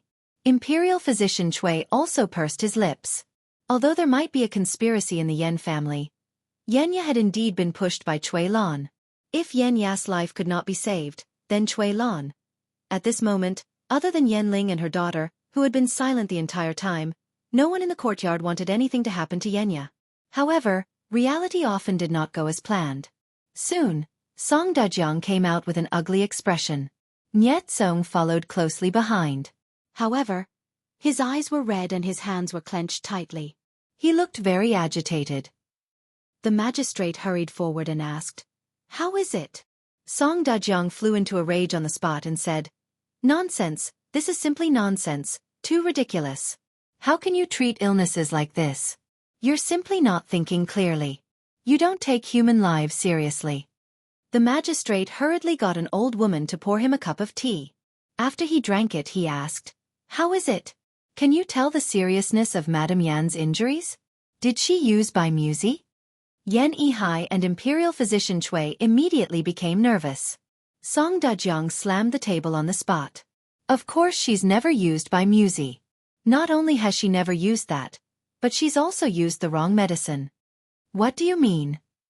The magistrate glanced at the pale Yan Yihai and asked, "If you find any errors, ads pop up, ads redirect, broken links, non-standard content, etc., please let us know report so we can fix it as soon as possible." Chapter 1354. Scapegoat. Song Dejiang snorted coldly. Young Madame Ni's injuries weren't serious to begin with. Although she injured her brain by hitting the rock, as long as she was treated well and rested for a few days, she would be fine. By Muzi wouldn't be needed for that injury at all. However, she happened to meet a quack who used other medicine on her. Not only did her originally wound not heal, but it even festered and caused pus. The more he spoke, the angrier he became. You have to know that the human brain is very complicated to begin with. Even us imperial physicians don't dare to be disrespectful when faced with such a situation. We have to be very careful. Otherwise, if we're not careful, such a wound might directly cause people to fall unconscious, blind, deaf, and all kinds of illnesses. The current young Madame Nye is in the worst situation. Her condition is already very serious. "If we delay any longer, I'm afraid," the magistrate hurriedly asked. "Then what should we do?" Imperial Physician Song sighed. Originally, young Madame Ni's injuries didn't require by Muzi. Now, only by Muzi can save her. When Imperial Physician Chui heard this, he said on the spot, "Master Yen, what else do you have to say?" "Lord, you heard it. Master Yen didn't use that medicinal herb on Madame Yen at all back then. Madame Yan's previous injuries weren't serious either. All of this was orchestrated by the Yen family. They used their biological daughter to fray my daughter just to keep the Bai Muzi for themselves." Before the magistrate could speak, Niet Song had already rushed forward. He didn't care if Master Yen was his father-in-law at all. He grabbed the man's collar and said with a livid expression, "Are you still human? That's your daughter. Your biological daughter. It's fine if you used her, but why didn't you treat her injuries properly? She's now the madam of my Nye family. Do you have any respect for my Nye family? Ha!" As he spoke, he clenched his fists, as if he was about to punch him. The magistrate hurriedly pulled him back. There was no choice. There were not many people in the courtyard of On her garden. He could only stop it himself. Calm down, young Master Nye. Now is not the time to be rash. The most important thing is to quickly treat your wife's injuries." Niet Song struggled for a while but could not break free. He gradually calmed down. He glared at Yan Yihai. "Where's Bai Muzi? Since Bai Muzi is still in your hands, quickly hand it out and help Imperial Physician Song save Yenya." Yan Yihai gritted his teeth and looked up, wanting to say something. The magistrate narrowed his eyes. "Yan Yihai, now that the evidence is conclusive, what else do you have to say? It's a fact that you slandered Imperial Physician Chui and his daughter and severely injured young Madame Nye. Come back to the government office with me and explain the matter clearly." Yan Yihai choked on his words. He clenched his fists and turned to look at Mrs. Yen. Lady Yen met his meaningful gaze and immediately felt a chill in her heart. They had been husband and wife for many years. What did she not understand? Old Master wanted her to take the blame. But Lady Yen hesitated. After everyone returned to the government office, the magistrate began the interrogation again. Yan Yihai looked at Mrs. Yen a few times. In the end, Mrs. Yen could not withstand the pressure and could only cry out and admit all her crimes. Lord, please spare my life. I was blinded by greed and did not want by Muzi to fall into the hands of others. I also hated Yenya for marrying a good husband and was afraid that she would come back for revenge after a good life. That's why I had bad thoughts. All of this is my fault. Master, he did not know. If you find any errors, ads pop up, ads redirect, broken links, non-standard content, etc., please let us know report so we can fix it as soon as possible. Chapter 1355. Obtaining by Muzi. Yihai immediately looked at her in shock. What did you say? Everyone was speechless. Did he think that everyone else was stupid? However, Mrs. Yen gritted her teeth and confessed to the crime. Master Yen looked heartbroken and even pleaded for Mrs. Yen. Moreover, there was no direct evidence to prove that Master Yen was behind this, so the magistrate had no choice but to convict Mrs. Yen. However, since Master Yen had previously planned to use by Muzi to save his daughter's life, and now that Yen Ya's life was indeed at stake, it was a good opportunity to show Master Yan's fatherly heart. The magistrate immediately ordered Master Yen to send by Muzi to Imperial Physician Song so that he could use it. Yen Yihai's heart ached terribly, but since things had come to this, he could only hand by Muzi over with both hands. With Imperial Physician Song around, he could not use other medicines this time. As for Lady Yen, although she had confessed, the crime was not serious. After all, between Cui Lan and Yen Ya who had been harmed, Cui Lan had been harmed by rumors, but this situation was not easy to punish. As for Yen Ya, she was Mrs. Yan's daughter after all. If her mother was severely punished because of her, Yen Ya would still be accused of being unfilial. Therefore, in the end, the magistrate sentenced Mrs. Yen to 50 strokes of the paddle and fined her some silver. He then sent her back to reflect on her actions. Mrs. Yen was carried back. Half of her life was gone after 50 strokes. However, just as they were about to leave the government office, Nyetsong suddenly stopped in his tracks. He looked at Mrs. Yen coldly and said, "Mrs. Yen is so heartless to my wife, but you still tricked her into giving you the key to the shop on Jinlong Street and let Mother Chen rent it out in the name of the Yen family. You're really shameless." Yen Yihai was stunned. He really did not know about this. Nyetsong lifted his chin slightly. "Since Mrs. Yen thinks that the key looks good, I'll give it to you. I'll get someone to change the lock of the shop." Yen Yihai's face turned green as he shouted angrily at Mrs. Yen, "Aren't you going to hand over the key?" Lady Yen trembled and said shakily, "The key is in the residence." Yen Yihai was exasperated. "Is my Yen residence short of food or drink for you? Do you have to be greedy for that little rent? There are so many shops in our Yen family. Aren't they enough for you to deal with? You've really embarrassed me." Lady Yen had a bad temper to begin with. This time, she took the blame for Yen Yihai because she thought that the Yen residence could not lack a man in charge. It was for her and her daughter's future. However, not only was Yen Yihai not grateful, he even scolded her in front of everyone for that little bit of face. Lady Yen was immediately furious. She didn't even care about the pain of her injuries. She bared her teeth and scolded him. "What's the use of that little bit of money you gave me? Aren't you the one who controls the money at home? I'm the mistress of the household and I manage the huge Yen residence. I only have so little money. What can I do? There are shops at home, but do you want me to manage them? You still have the cheek to criticize me. You bastard, I've already taken the blame." Before she could finish speaking, Yen Yihai stopped her. All right. There's no need to shout about this everywhere. We'll talk about it when we get back. You're still injured." Then, he turned to Nyetsong and said, "I'll get someone to send the key to you when we get back. You should hurry back too. Yen Ya is still waiting for you at home." Although Lady Yen was unwilling, she still snorted and stopped talking. After the Yen family left, Nyetsong only watched from afar. If you find any errors, ads pop up, ads redirect, broken links, non-standard content, etc., please let us know report so we can fix it as soon as possible. Chapter 1356. Falling out. After this incident, Nyetsong had completely fallen out with the Yen residents. Although they were still father and son-in-law on the surface, they both knew in their hearts that this was Yen Yihai's idea and Mrs. Yen had taken the blame. Nyetsong was angry and did not interact with the Yen residents, so Yen Yihai could not say anything. However, Yen Yihai definitely couldn't bear to part with a big tree like the Nye family. Especially after this incident, the Yen family's reputation would definitely be damaged, and their business would probably plummet.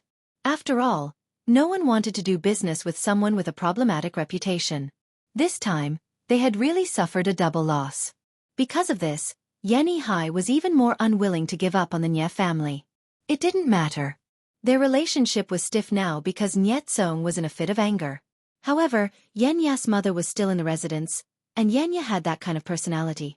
Recently, she would be cold to Lady Yen and doted on his concubine. Later, he would ask her to persuade Yenya and they would be meeting again soon. However, Yihai did not expect this. As soon as he returned home, he heard from his servant that aunt who had heard that master had almost killed Yenya for a medicinal herb. She was disheartened and decided to cultivate in a Taoist temple. Now she had packed her bags and was ready to leave. Yihai was furious when he heard that. He ran to concubine Hu's courtyard angrily, wanting her to give up on cultivating. However, aunt who held the hairpin to her neck and threatened to kill herself.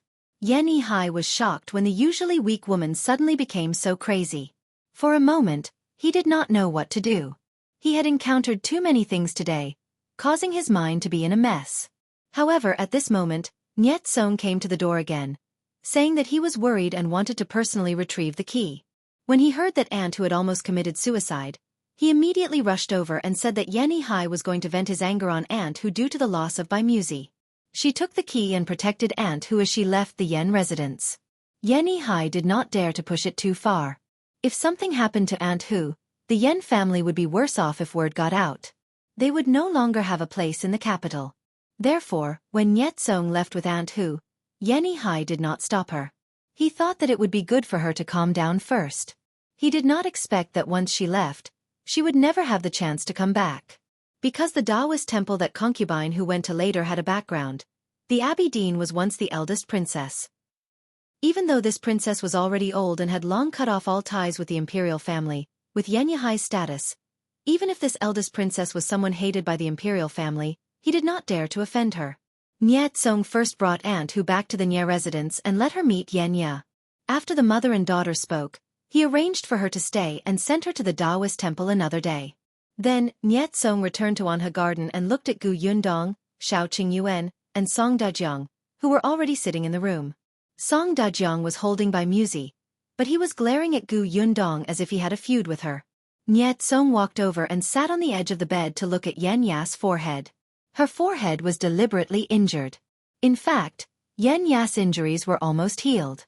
She would be fine after resting for 2 more days. At this moment, the wound on her forehead had been wiped clean and she looked much more refreshed. Yenzheng was relieved. Only then did he look at Song Dejiang, who still did not look too good. He hesitated for a moment before asking worriedly, "Imperial Physician Song, is there a problem? If you find any errors, ads pop up, ads redirect, broken links, non-standard content, etc. Please let us know report so we can fix it as soon as possible." Chapter 1357. Killing 3 birds with 1 stone. Song Dejiang snorted. "There's nothing wrong with you. She's the one with the problem." As he spoke, he pointed at Gu Yundong. Gu Yundong looked innocent. "What's wrong with me? I got by Muzi myself." "You still dare to say that you're doing this for by Muzi? You clearly know that I'm on good terms with Imperial Physician Chui, yet you still want me to deceive him." Song Dejiang was exasperated. "How can I face him in the future?" "Imperial Physician Song, you can't say that."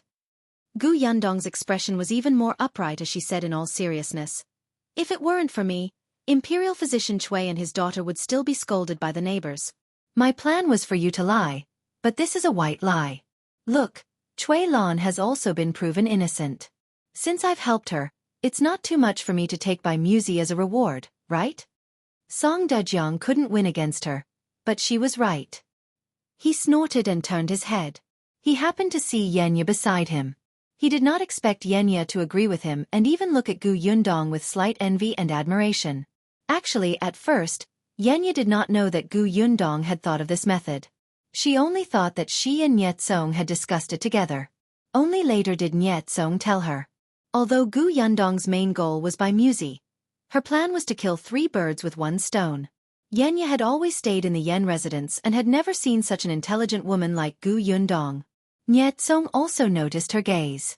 Perhaps because they had a good chat yesterday, he knew more about Yenya. Previously, he wanted Yenya to learn from Nanny Chi. Nanny Chi was capable and could always influence Yenya subtly. However, he had forgotten that Nanny Chi was a servant, and Yenya was the master, but she was also a master who was not recognized by the elders of the Nye family. Therefore, Nanny Chi could not treat Yenya lightly. Instead, she was restrained and must watch her distance to her master. Now that she had met Gu Yundong, Yenzheng felt that this was fate. Therefore, he whispered into Yenya's ear, "Do you think she's very powerful?" Yeah. Yenzheng smiled. She did a lot of things. I'll tell you slowly in the future. Just the fact that she had escaped to Xuanhe Prefecture with her family was not something ordinary people could do. But if you want to see it with your own eyes, you can chat with her more. Sister Gu is going to open a milk tea shop in the capital. You've heard of it. It's the milk tea shop that Nye Shuang mentioned to me. When the time comes, you can follow her to take a look. Is that really possible? Gu Yundong naturally heard their conversation. Facing Yenya's expectant gaze, she secretly heaved a sigh of relief. However, she smiled and nodded. Of course. But in the eyes of outsiders, you're still recuperating. It's better to go out later. Coincidentally, my shop needs to be renovated. I'll bring you to take a look when it's done. Yenya's eyes lit up slightly. She was a little excited and embarrassed as she said softly, "Thank you." Yenya had grown up without any friends because of her status, and Yenling Gu Yundong was the first. After making a deal, and seeing that Yenya still needed to rest, the few of them stood up and walked out. Song Dejiang held the Bai Muzi in his hand. "Leave this with me for now. I'll treat it first. I can't leave the capital now. Ask your mother to come to the capital sometime. I'll treat her." If you find any errors, ads pop up, ads redirect, broken links, non-standard content, etc., please let us know. Report so we can fix it as soon as possible. Chapter 1358. Too many things in your brain. Gu Yundong looked at Bai Muzi and finally felt happy. There was finally hope of curing her mother's illness. This was a big matter that she had always taken to heart. Now, she could finally heave a sigh of relief. Nevertheless, "I'll write a letter back, but if my mother comes, my father will definitely accompany her. There are many things to do at home, so I'm afraid I'll take some time to arrange it. It's impossible to reach the capital in a short period of time. Keep it for now. When my parents come, I'll look for you." "Sure." Song Dejiang put away the herb and the few of them walked to the door. In order to avoid unnecessary trouble, Song Dejiang left the Nye residence first. Gu Yundong and Shao Qingyuan left after eating at the Nye residence. Bai Muzi's matter had come to an end. Next, Gu Yundong planned to renovate the shop. As for the matter with Marquis Huayin, Gu Yundong also wanted to sigh. According to Song Dejiang, he did not know much about Marquis Huayin. He only knew that Marquis Huayin was indeed quite powerful in the capital 20 years ago, but the emperor 20 years ago was the late emperor. The late emperor was muddle-headed and unreasonable, especially in recent years. A few years ago, Marquis Huayin had somehow offended the late emperor. Although the late emperor had not punished him, Marquis Huayin had slowly declined in the capital. Of course, a starving camel was still bigger than a horse. Even if it declined, it was still much better than ordinary families. Unfortunately, the descendants of Marquis Huayin in this generation didn't have much potential. They were all mediocre people who could listen to their superiors and work diligently, but they didn't have much talent to climb up. Otherwise, since they met the current emperor, as long as they had real talent, they would definitely be put in an important position. As for what happened in the Marquis Huayin's mansion, Song Dejiang did not know if any children had been lost 20 years ago. However, Song Dejiang promised that he would help them find out. From the looks of it, that was the only way. However, Gu Yundong still felt that she should find an opportunity to go to Marquis Huayin's mansion personally, or come into contact with some madam or old madam in the mansion to obtain information. Shao Qingyuan saw her sad face and couldn't help but sigh.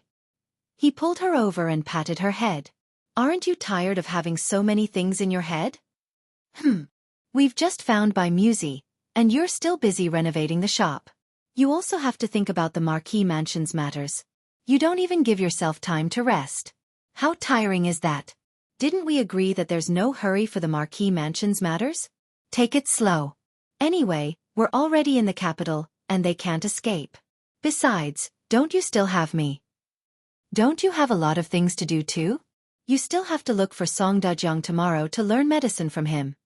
Since Shao Qingyuan had come to the capital, it was rare for him to meet someone as skilled as Song Dejiang.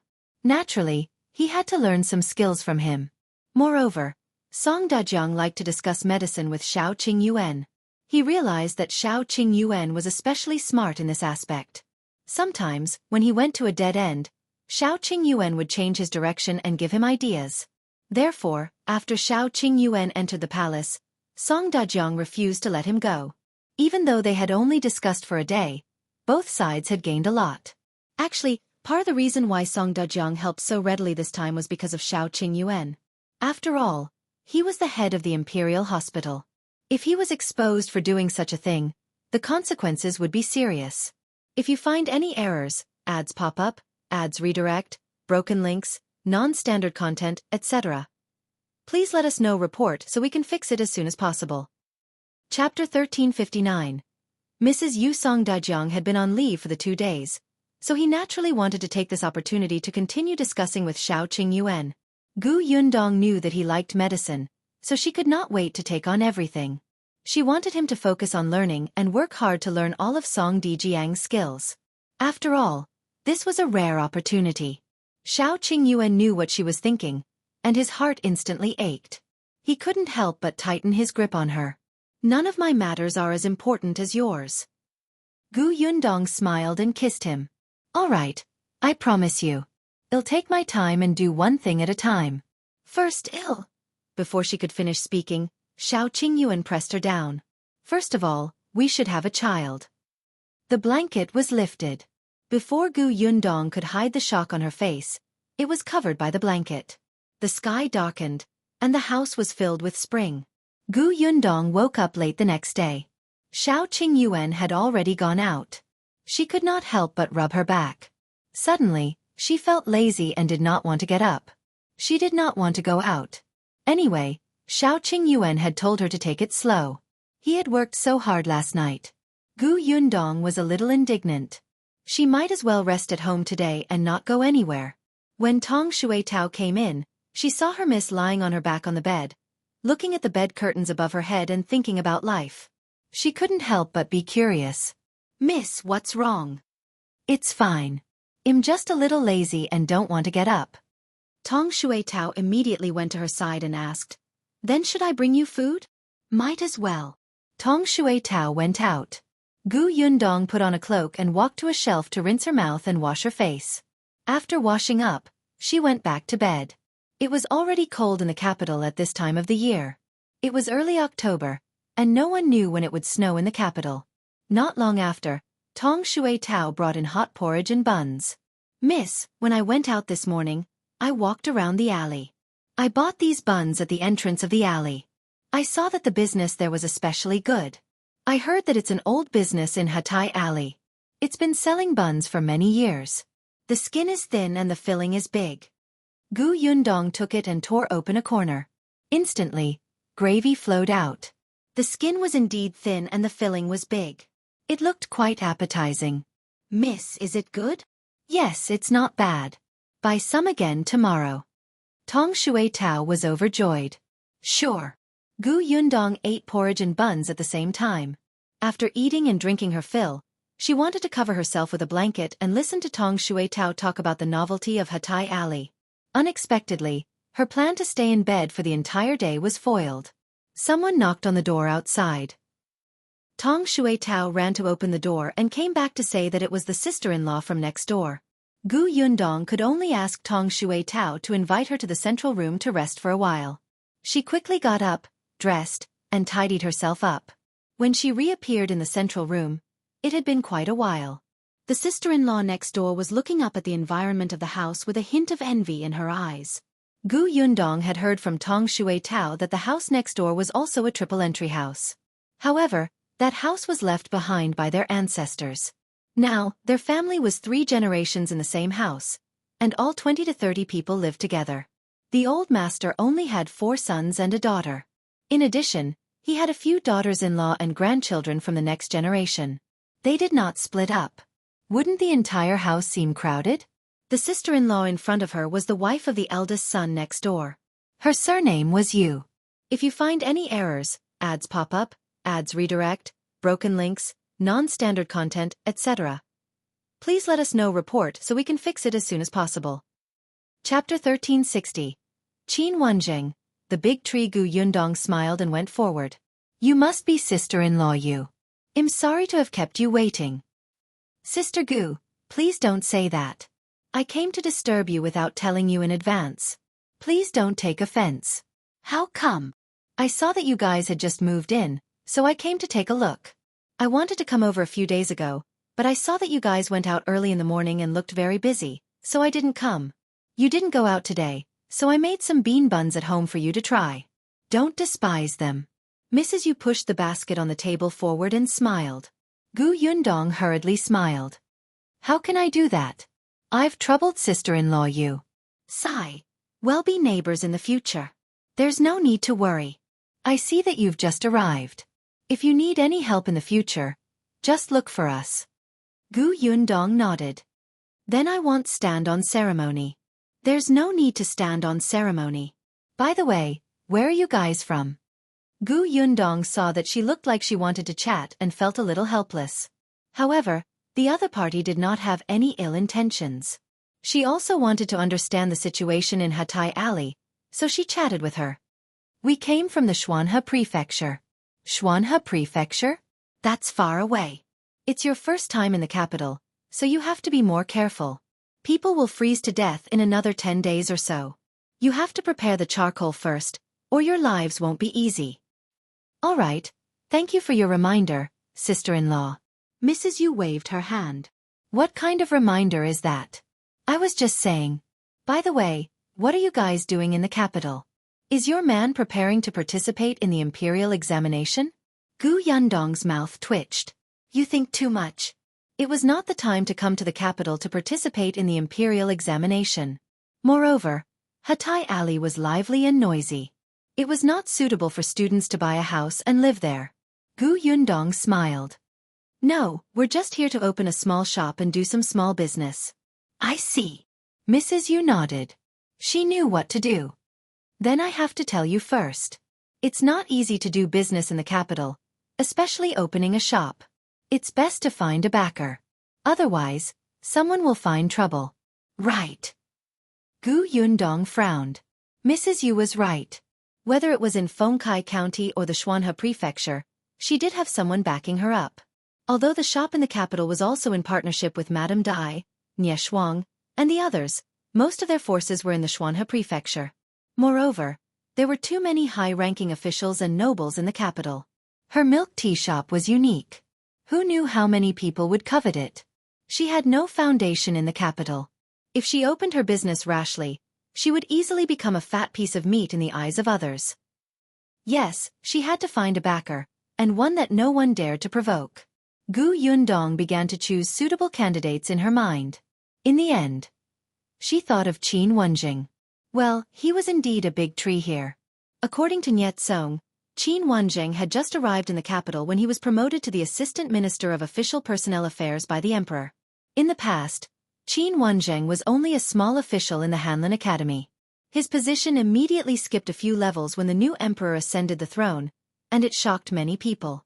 Of course, there were also people in the royal court who were unconvinced. However, Wenzheng's name was already famous. The things he had done for the emperor in the past had been suppressed. Now that they had all been exposed, these incidents added up to more merit than many officials did in the royal court. If anyone was unconvinced, they could compete.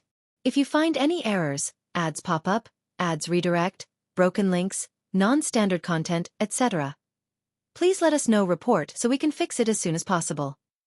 Chapter 1361. Return gift. Moreover, some of the emperor's trusted aides actually knew Wenzheng's identity and were naturally on his side. Actually, the rank of an official was secondary. The most important thing was that the current Wenzheng was a favored minister in front of the emperor. Everyone could see how much the emperor valued him. His future was limitless. Those who were smart knew that they should prioritize befriending him. Therefore, to Gu Yundong, Wenzheng was definitely the best candidate to be her backer. She just didn't know when he would return to the capital. Gu Yundong thought about it and quickly suppressed everything. Only then did she continue talking with Mrs. Yu. Mrs. Yu chatted until almost noon. She only went back when it was time to cook. She carried a basket of bean buns, and Gu Yundong asked Tong Shui Tao to return the gift with the white sugar and canned food. This had always been her return gift. Mrs. Yu took a look and her face was filled with surprise.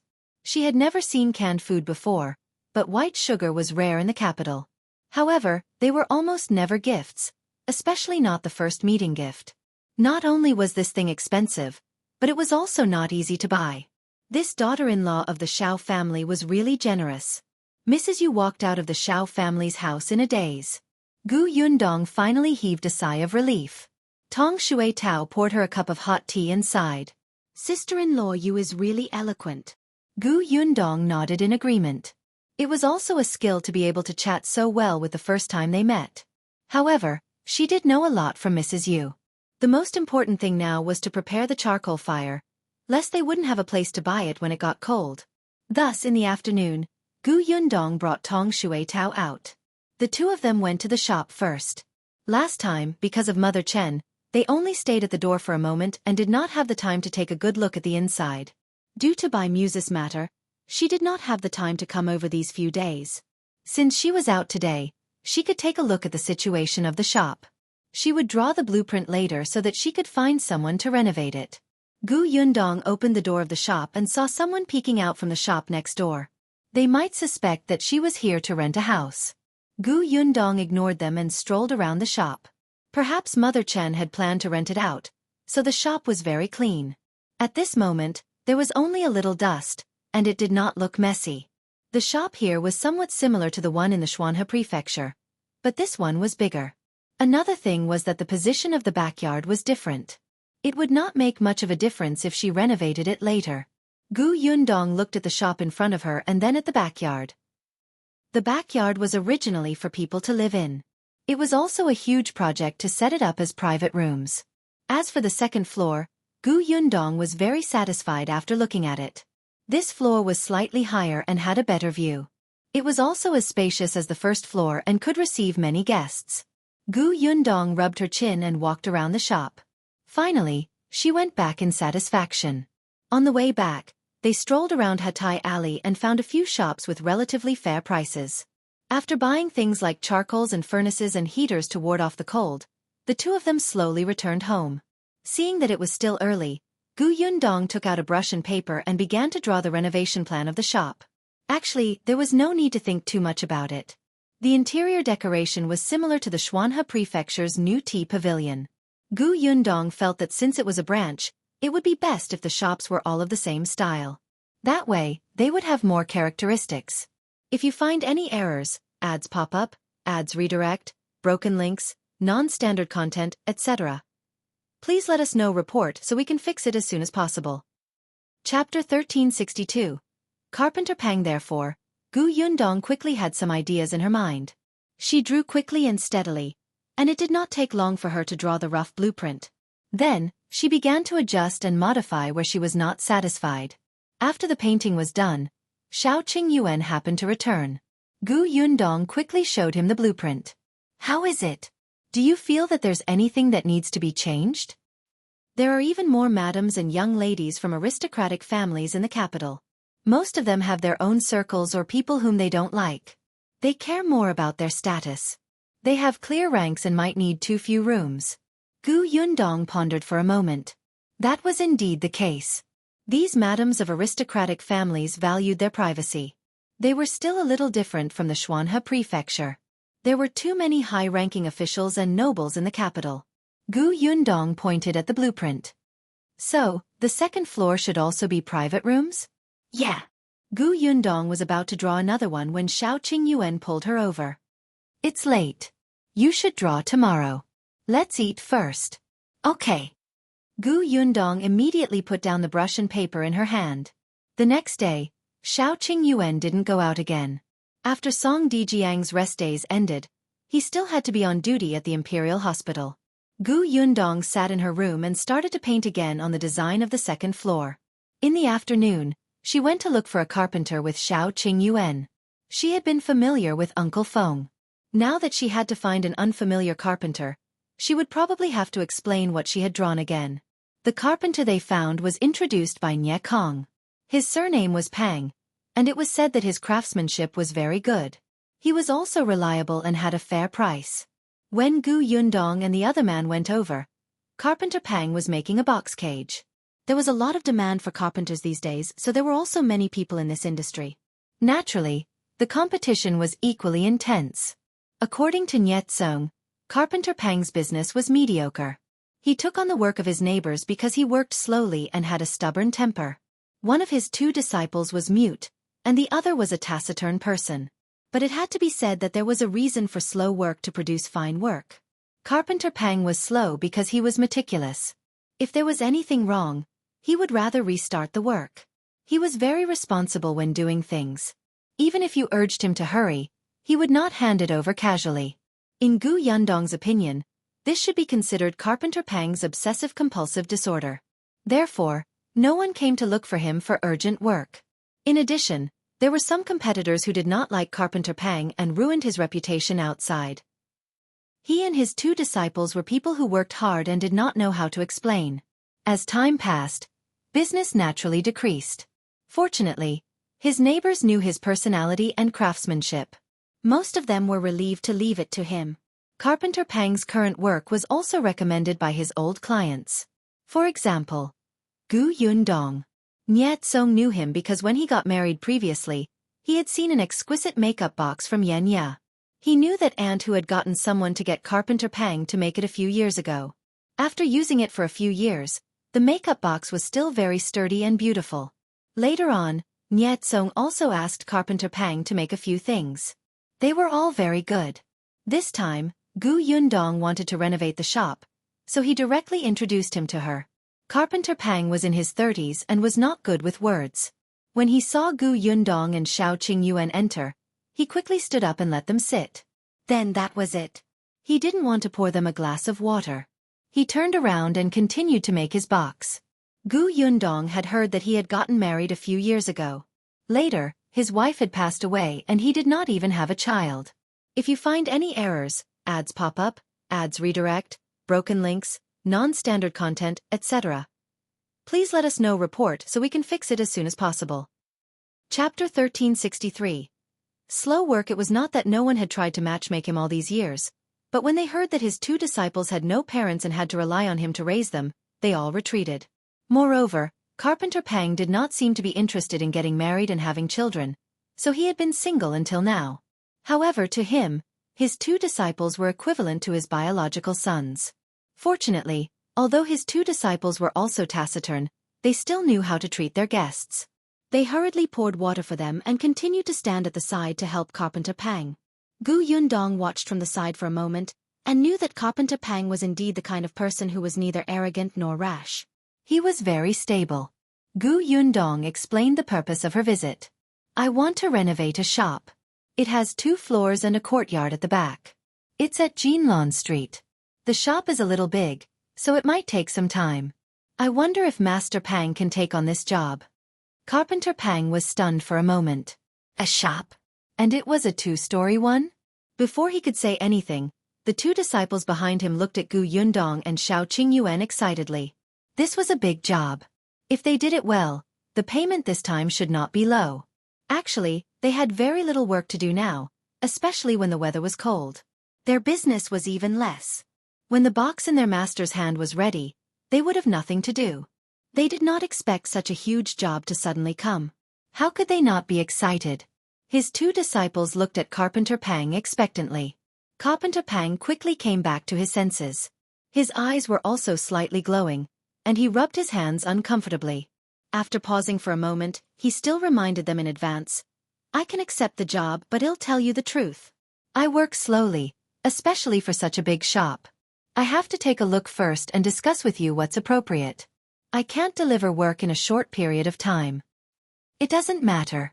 As long as the work is done well, it can take as long as needed. If it's convenient for Master Pang, I can take you to see the shop now. I've already drawn out how to renovate the shop. We can sit down and talk about it later. Carpenter Pang paused and glanced at the box cage in his hand. This box was actually already done. It could be handed over after a little polishing. He would continue working when he came back tonight. He could send it to the client tomorrow morning. Hence he stood up. All right. I'll go take a look at the shop now. Carpenter Pang got up, took off his apron, and went inside to wash his hands and face. He then followed Gu Yundong out. His 2 disciples hurriedly followed. On the way, Carpenter Pang learned from Gu Yundong that they had been introduced by Nye Kong. Carpenter Pang still had some impression of Nye Kong. He was quite happy and grateful. When he arrived at Jinlong Street and saw the 2-story shop, Carpenter Pang realized that it was even bigger than he had imagined.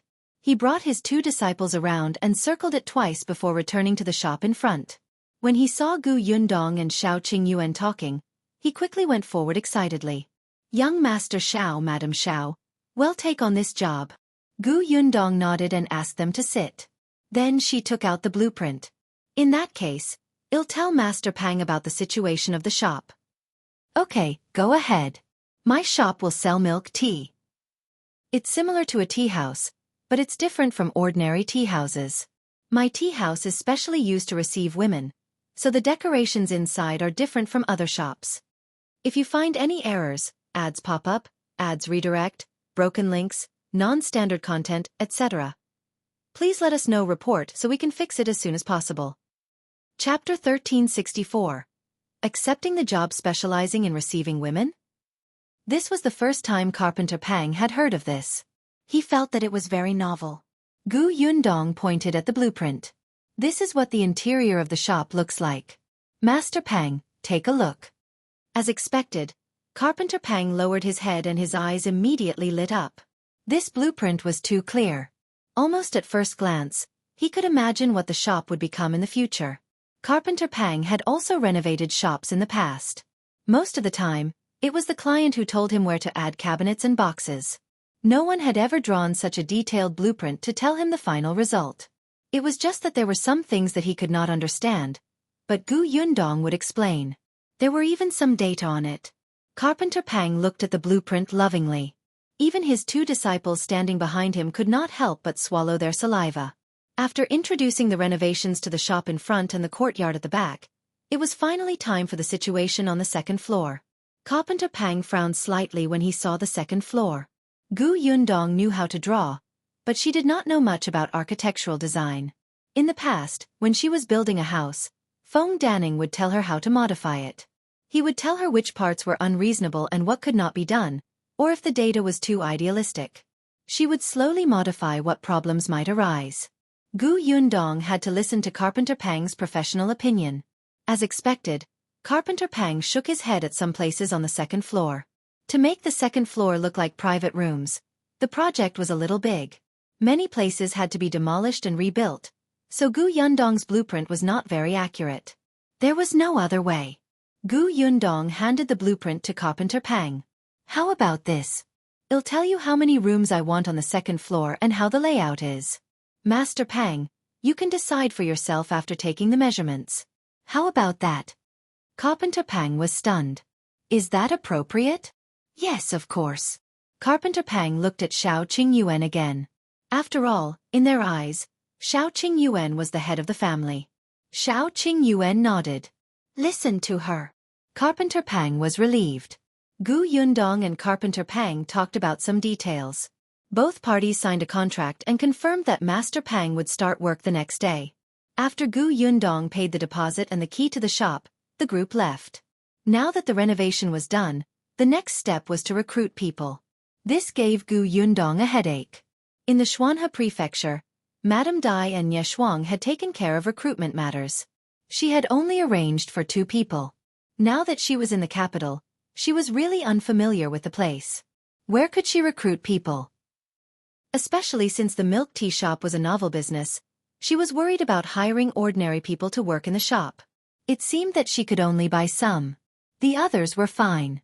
They could be bought for training and employment. It was just that the shopkeeper was not easy to find. Gu Yundong decided to ask for Madame Guest's opinion when she went to the Qin residence tomorrow. A few days ago, the Qin family closed their doors and refused guests, so Gu Yundong did not disturb them for the time being. Yesterday, she asked Tong Shui Tao to send a card to the Qin family to confirm that she would come tomorrow. Gu Yundong did not know much about the rules of the wealthy families in the capital. It was only when she mentioned it to Yenya 2 days ago that she remembered that she should send the card first so that she would not have missed it. Shao Qingyuan knew that she was going to the Qin residence, so he turned around and asked her, "Shall I go with you tomorrow?" No need. Qin Wenzheng isn't back yet. You'll just sit there and do nothing even if you go. How boring would that be?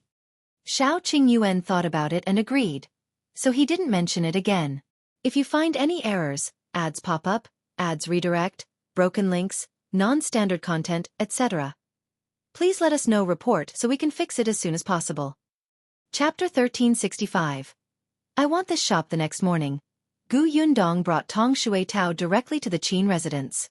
Unexpectedly, not long after they left, Carpenter Pang's disciple called Pang Shan hurriedly ran over and knocked on the door. Shao Qingyuan was reading a medical book. Song Dejiang had given it to him the day before yesterday and asked him to read it first before discussing it with him. Shao Qingyuan was very interested in this medical book. Hearing the knock on the door, Shaowen immediately went to open it. Pang Shan, who was at the door, staggered and almost fell in.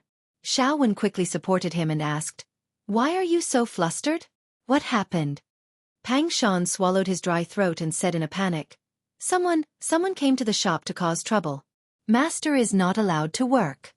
Shaowen frowned and quickly brought him to look for Shao Qingyuan. When Shao Qingyuan heard this, he narrowed his eyes slightly, put down the medical book, and walked towards the door. "Let's go to the shop to take a look." Shao Wen and Pang Shan hurriedly followed. Fortunately, they were not too far from Jinlan Street and arrived not long after. At this moment, there were already a few people poking their heads out and pointing at the entrance of 68 Jinlan Street. At this moment, there were 2 groups of people confronting each other in the shop. On one side was Master Pang and his disciple, and on the other side, it looked like they were deliberately looking for trouble with 5 or 6 people. The leader was dressed well, like a young master from a rich family. Behind him were his servants. At this moment, this young master-like person sized up Carpenter Pang from head to toe. His eyes were filled with disdain as he said condescendingly, "I'll say it again. I have bought this shop. I'll naturally get someone to repair it later. You guys should leave." Carpenter Pang's face turned red. He was not good with words to begin with, and this disciple beside him was mute. However, he was the one who signed the contract. How could he leave so easily? "Young Master Tang, I've already discussed it with the boss. I don't care if you've discussed it or not.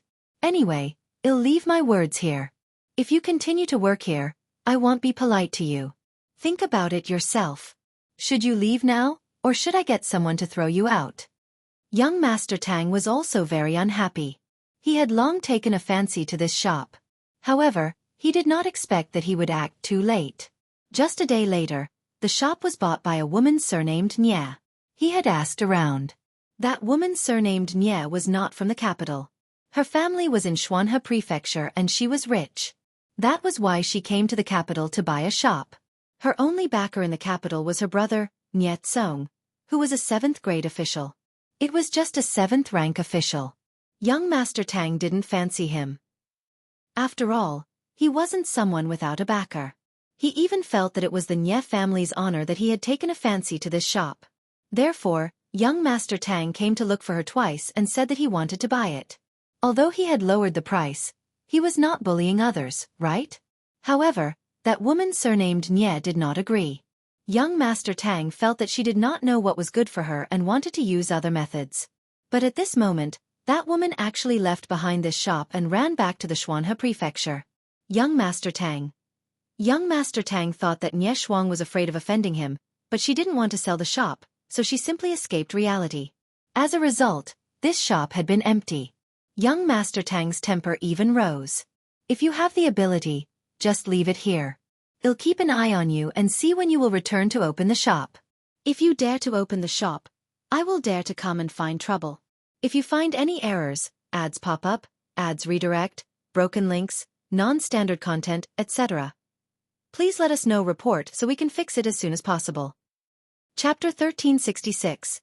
100,000 Taels. Young Master Tang did not look for Nyetsong and just watched over the shop for half a year. Unexpectedly, a servant had come to report some time ago that a mother of the Yen family was planning to rent out the shop. However, after a day, she said that she was not renting anymore. Young Master Tang was confused when the shop opened. A carpenter began to repair the shop. They were clearly planning to do business. Could it be that the woman surnamed Nye had returned? All right, she had finally stopped hiding after half a year. Young Master Tang led his men over. Unexpectedly, when he asked, Carpenter Pang said that the owner of the shop was a couple. The male owner's surname was Shao and he did not know any woman with the surname Nye. Young Master Tang felt that Nye Shuang might have secretly sold the shop. All right, since she wanted to sell it, why didn't she sell it to him back then? Just as he was thinking, there was suddenly a commotion outside. 3 men walked in one after another. Carpenter Pang turned around and saw that it was Shao Qingyuan. He immediately heaved a sigh of relief. Young Master Shao. Shao Qingyuan nodded and looked at young Master Tang. Young Master Tang also looked at him. He felt that the other party's gaze was so cold that he could not help but take a step back. The servant behind him hurriedly supported him and asked softly, Young Master, are you cold? Get lost. No one will think you're mute if you don't speak. Young Master Tang turned around and hit his head. Then, he secretly took 2 deep breaths and looked at Shao Qingyuan again, as if the person who had retreated just now was not him. He sized up Shao Qingyuan. Yes, he didn't know him. Are you the owner of this shop? Who are you? Shao Qingyuan also looked at him. My surname is Tang. Tang Qijing. Young Master Tang raised his chin slightly. I've never seen you before. You're not from the capital, right? I'm not. Tang Qijing was instantly relieved. When he saw the murderous aura on this person just now, his heart was beating like a drum. He pointed at the shop and said, I'll buy this shop. Name a price. Shao Qingyuan admired his wife. Why was it that every time she took a fancy to a shop, someone wanted to snatch it? Oh, that's not right. Her wife did not buy this shop. So this person was provoked by Nye Shuang? Shao Qingyuan saw his high and mighty appearance and thought that he must have something to rely on. But 100,000 Taels, he said slowly. Tang Qijing was stunned and almost choked on his own saliva. How much did you say? 100,000 Taels, Shao Qingyuan repeated. If you pay 100,000 Taels, this shop will be yours. Have you gone crazy from poverty?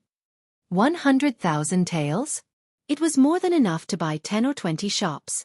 He actually asked for an exorbitant price. Was he toying with him? When others heard the conversation at the door, someone quickly laughed. After being glared at by the servants behind Tang Qijing, those people immediately lowered their heads and covered their mouths. Unexpectedly, Shao Qingyuan nodded at Tang Qijing. I've been a little poor recently. My family bought a new house and some assets, so I'm a little tight on money, so I didn't even have time to buy servants. The price of this shop is 100,000 Taels. It should be enough. Tang Qijing. *CKU. He was so angry that he laughed. Do you think that's possible? Who the hell will buy your shop for 100,000 Taels? Since you think it's impossible, why are you still here? Shao Qingyuan's face turned cold. Tang Qijing felt that the other party was provoking him and did not take him seriously at all. Okay, you're messing with me. He pointed at him and trembled with anger. He immediately said to the servants behind him, Smash this place. If you find any errors, ads pop up, ads redirect, broken links, non-standard content, etc., please let us know report so we can fix it as soon as possible. Chapter 1367. Could he be the Shao Qingyuan? The servants were about to make a move. Don't, you can't smash it. Carpenter Pang hurriedly wanted to make a move. Although they had just started work, they had brought a lot of wood over. It would be a loss to smash it. However, how could the servants of the Tang family listen to him? One of them kicked a stool at the side. However, just as he was about to walk forward, someone suddenly blocked his way. Shao Wen suddenly grabbed his hand, turned around, and flipped forward. This person fell to the ground. Seeing this, the servants of the Tang family instantly surrounded him. The 4 of them fought against Shao Wen alone, but they actually did not have the upper hand. Tang Qijing instantly felt that things were a little tricky. He regretted bringing those servants along today. He should have brought the 2 skilled ones along. Now that the 4 of them could not even beat one person, if they lost later, where would he put his face? Tang Qijing's eyes darted to Shao Qingyuan's face. Then, he realized that this murderous aura and bulging muscles might be stronger. He immediately gave up. A wise man submits to circumstances. He understood. Hence Tang Qijing shouted, "Stop, come back." The 4 of them already felt that they were going to lose. When they heard this order, they retreated without a word. One of them did not retreat in time and was kicked down by Shao Wen. He quickly got up and continued to run to Tang Qijing's side. Shao Wen was speechless. He also silently returned behind Shao Qingyuan. Tang Qijing exhaled and pointed at Shao Qingyuan. "All right, you're quite bold. If you have the ability, tell me your name." Shao Qingyuan was speechless. Was he stupid? What? You don't have balls? You don't even dare to say your name. Are you afraid that he'll take revenge on you later? At this moment, even though he knew that it was a provocation, Shao Qingyuan still said, "Shao Qingyuan." "All right, Shao Qingyuan, right? Just you wait." Then, Tang Qijing hurriedly led the few of them to the door. However, not long after he walked out, he suddenly stopped and frowned. He turned around and asked, "What did he say his name was just now?" "Shao. Shao Qingyuan." The servant behind him also reacted. "Young master, could he be that Shao Qingyuan?" Tang Qijing shook his head. "How can it be so coincidental? It must be someone with the same name." "But what if? Didn't they say that Shao Qingyuan is a kind person who helps the world? Which kind person doesn't look benevolent?" "Is he benevolent?" The servant thought for a moment and felt that what the young master said made sense. However, he quickly shook his head and still felt that it was a little suspicious. "But young master, Shao Qingyuan is from Xuanhe Prefecture, and the owner of this shop is also from Xuanhe Prefecture. Isn't this a little too coincidental? Moreover, his age matches." Tang Qijing's expression was a little dark. If it was really Shao Qingyuan, it did not seem appropriate for him to find fault with him. "Young master, why don't we give up on this shop? Back then, you wanted to buy this shop to destroy the Chen family shop opposite. Isn't the Chen family shop opposite not doing much business now without you doing anything?" Tang Qijing thought about it and felt that it made sense. He looked at the servant behind him in agreement. "You're right. I'm busy. That shop is no longer worth my attention. Moreover, I don't think the feng shui of this street is good. Look at the Chen family. They've only been open for half a year and they're already in this state. Wouldn't I be at a disadvantage if I buy it?" Of course, of course." The servant nodded repeatedly. However, after taking a few steps, he asked, "Young master, should we tell the royal prince that Shao Qingyuan came to the capital? If you find any errors, ads pop up, ads redirect, broken links, non-standard content, etc., please let us know report so we can fix it as soon as possible." Chapter 1368. Meeting Madame Gu again. Tang Qijing frowned. The royal prince, Yi Xilan, was the descendant of an aristocratic family who had said that he had by Muzi and asked Shao Qingyuan to be his servant for a year. He thought for a moment and shook his head. "Forget it. We're not sure if this person is that Shao Qingyuan. If we make a mistake later, the young royal prince will think that I tricked him and skin me alive." Besides, he was not familiar with the royal prince. It was better not to get involved in the matter between that man and Shao Qingyuan. Tang Qijing looked back at the shop and left in a hurry with his subordinates. Only when they were far away did Shao Qingyuan let Carpenter Pang continue. Carpenter Pang was a little worried and asked him, "Will young Master Tang come again?" "No. That Tang guy came to find trouble and looked like he was showing off. However, when he saw that he could not take advantage of the situation, he immediately left. Although he was a little cowardly, it was obvious that he was not a rash person. He would probably figure out the stranger's identity before taking action. As for after the investigation, he probably wouldn't come again." However, the others didn't know that the shopkeeper of the shop next door quickly came over and said to Shao Qingyuan, "Young master, do you know who young Master Tang was just now?" "Who is it?" Shao Qingyuan really didn't know him. That person said mysteriously, "His mother is the cousin of Marquis Huayin and has Marquis Huayin backing her. If you hit his people directly, He will definitely settle scores with you later. Marquis Huayin? Shao Qingyuan narrowed his eyes. He didn't expect Tang Qijing to be related to Marquis Huayin. Shao Qingyuan fell silent for a moment. The shopkeeper who spoke saw his worried expression and immediately shook his head. He didn't say anything else and turned around to leave. Shao Wen walked to Shao Qingyuan's side and asked in a low voice, "Young master, will everything be all right?" "It's fine." Shao Qingyuan comforted Carpenter Pang and the other two. He told them to do whatever they had to and not worry about anything else. Then, he brought Shao Wen back to his house in Hatai Alley.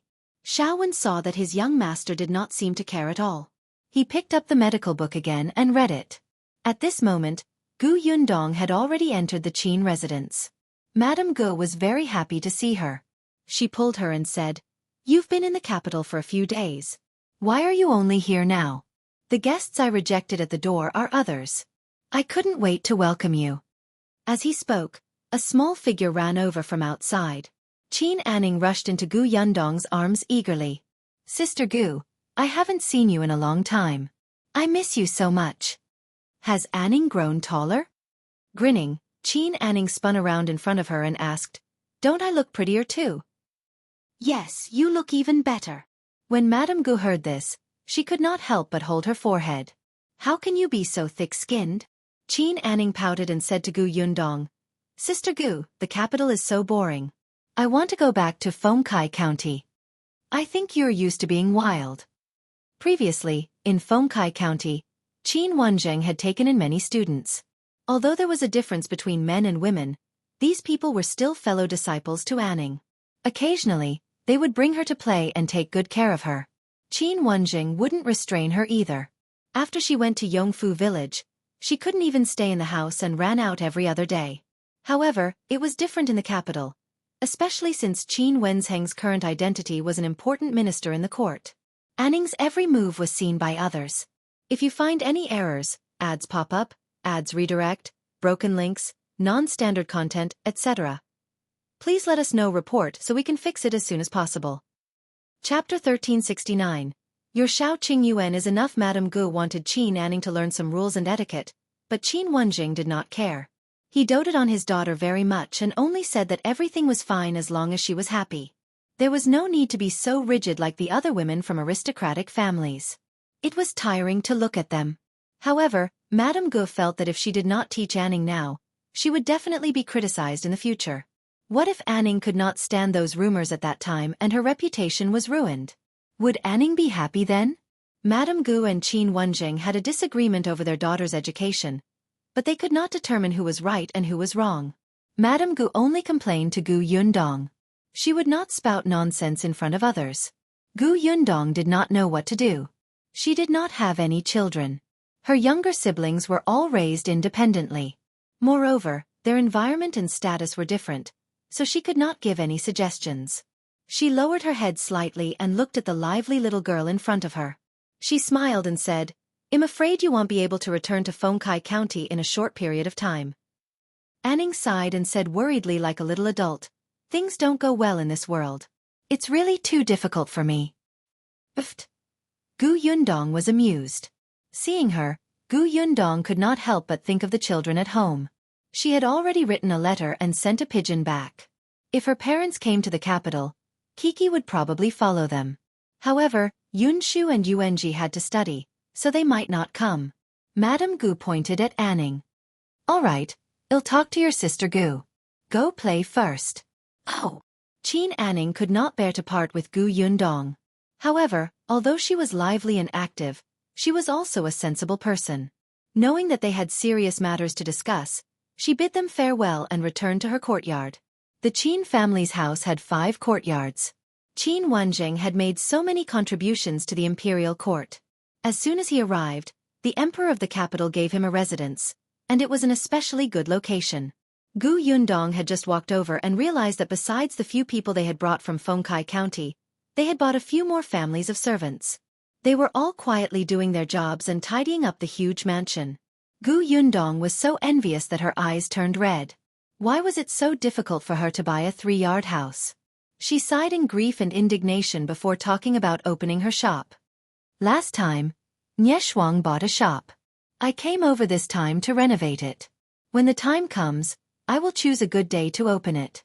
Madame Guest's interest was immediately piqued. Milk tea shop, new tea pavilion.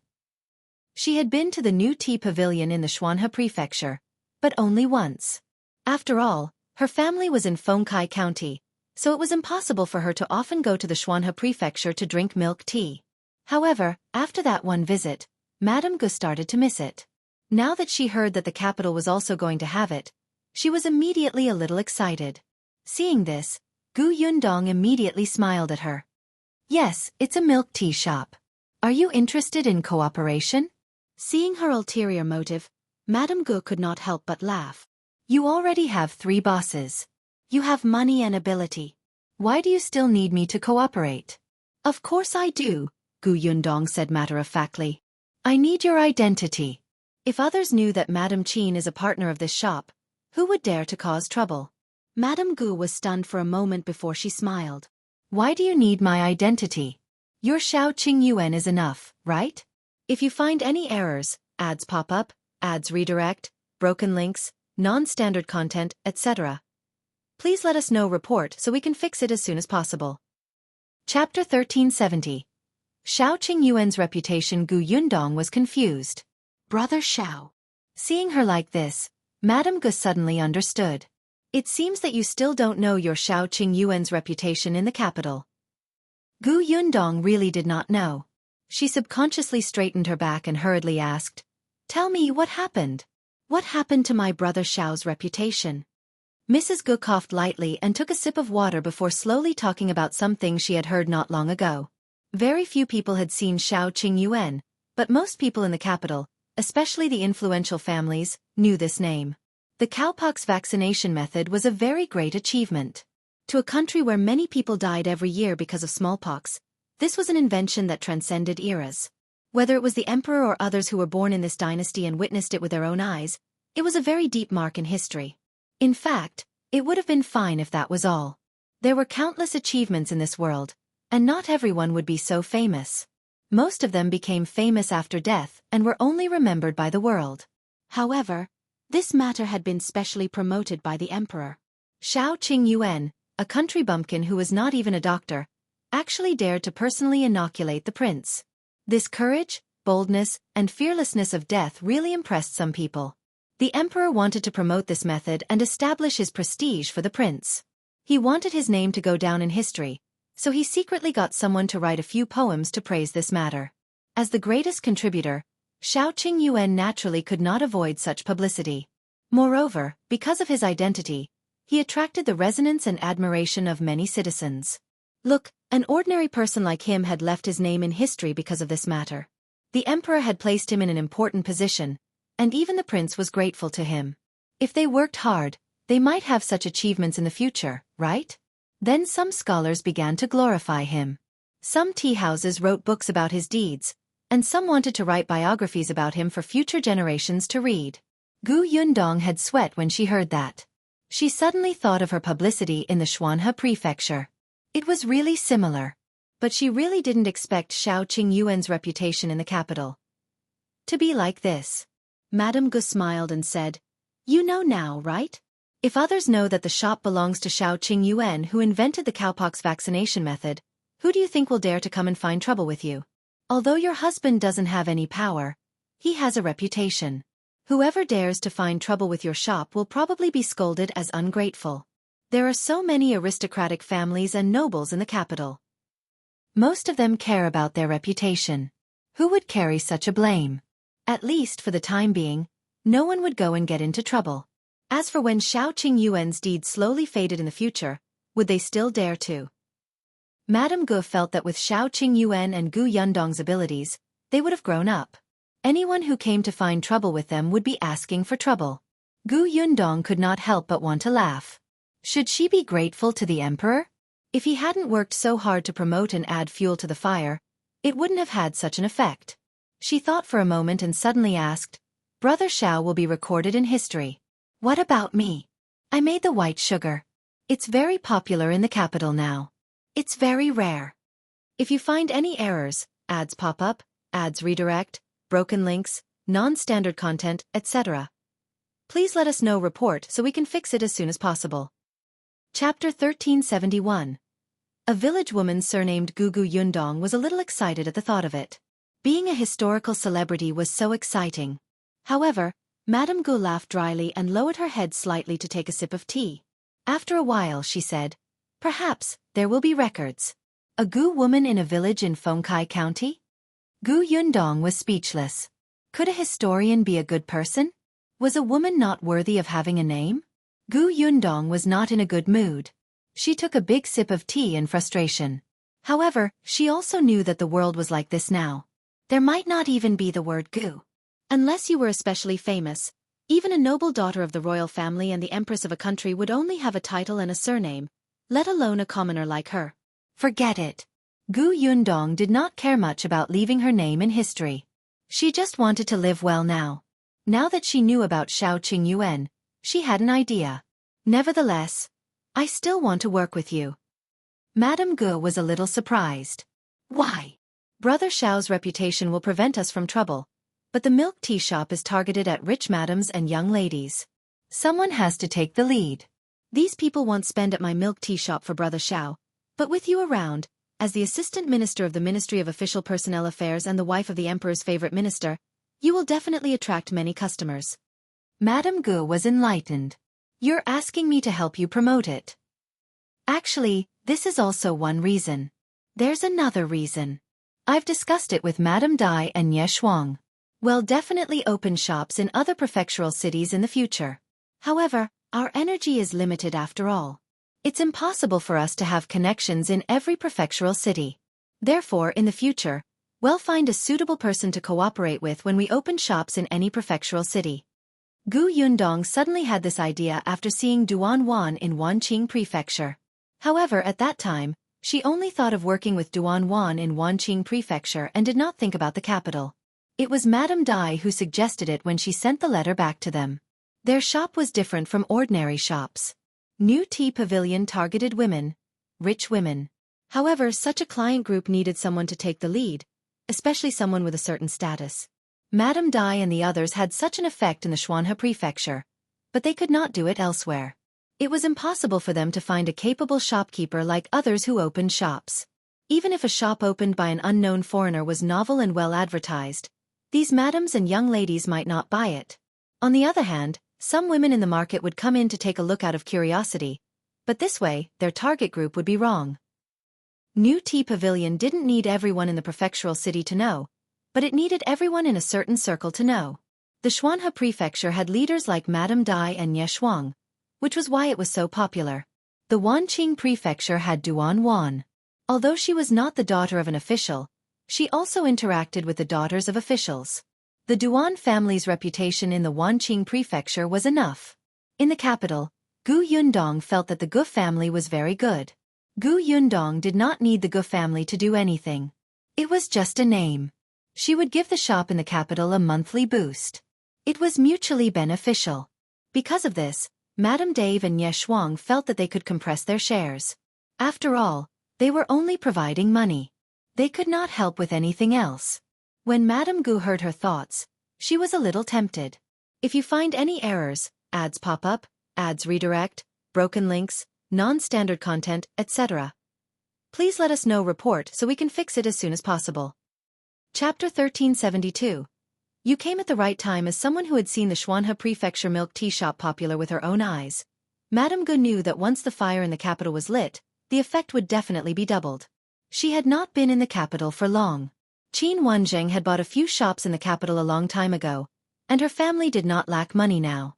But who would complain about having too much money? She still had a daughter now. Looking at Anning, she did not know what kind of person she would marry in the future. As her mother, she naturally had to prepare more dowry for her. When the girl was married, she didn't need to panic when she had money. After hesitating for a moment, Madame Gu could not help but nod. Gu Yundong immediately signed a contract with her. Although they were on good terms, even brothers had to settle accounts clearly. With the contract, if Qin Wenjing did not agree in the future, it would not be good to go back on his word, right? Gu Yundong happily put away the contract. Madame Gu also happily put the contract into a box and locked it. Then, the two of them began to discuss the opening of the shop. Before the shop opens, I'll send an invitation to the madams and young ladies in the capital to our residence as guests. We've been in the capital for so long, but we've never invited guests.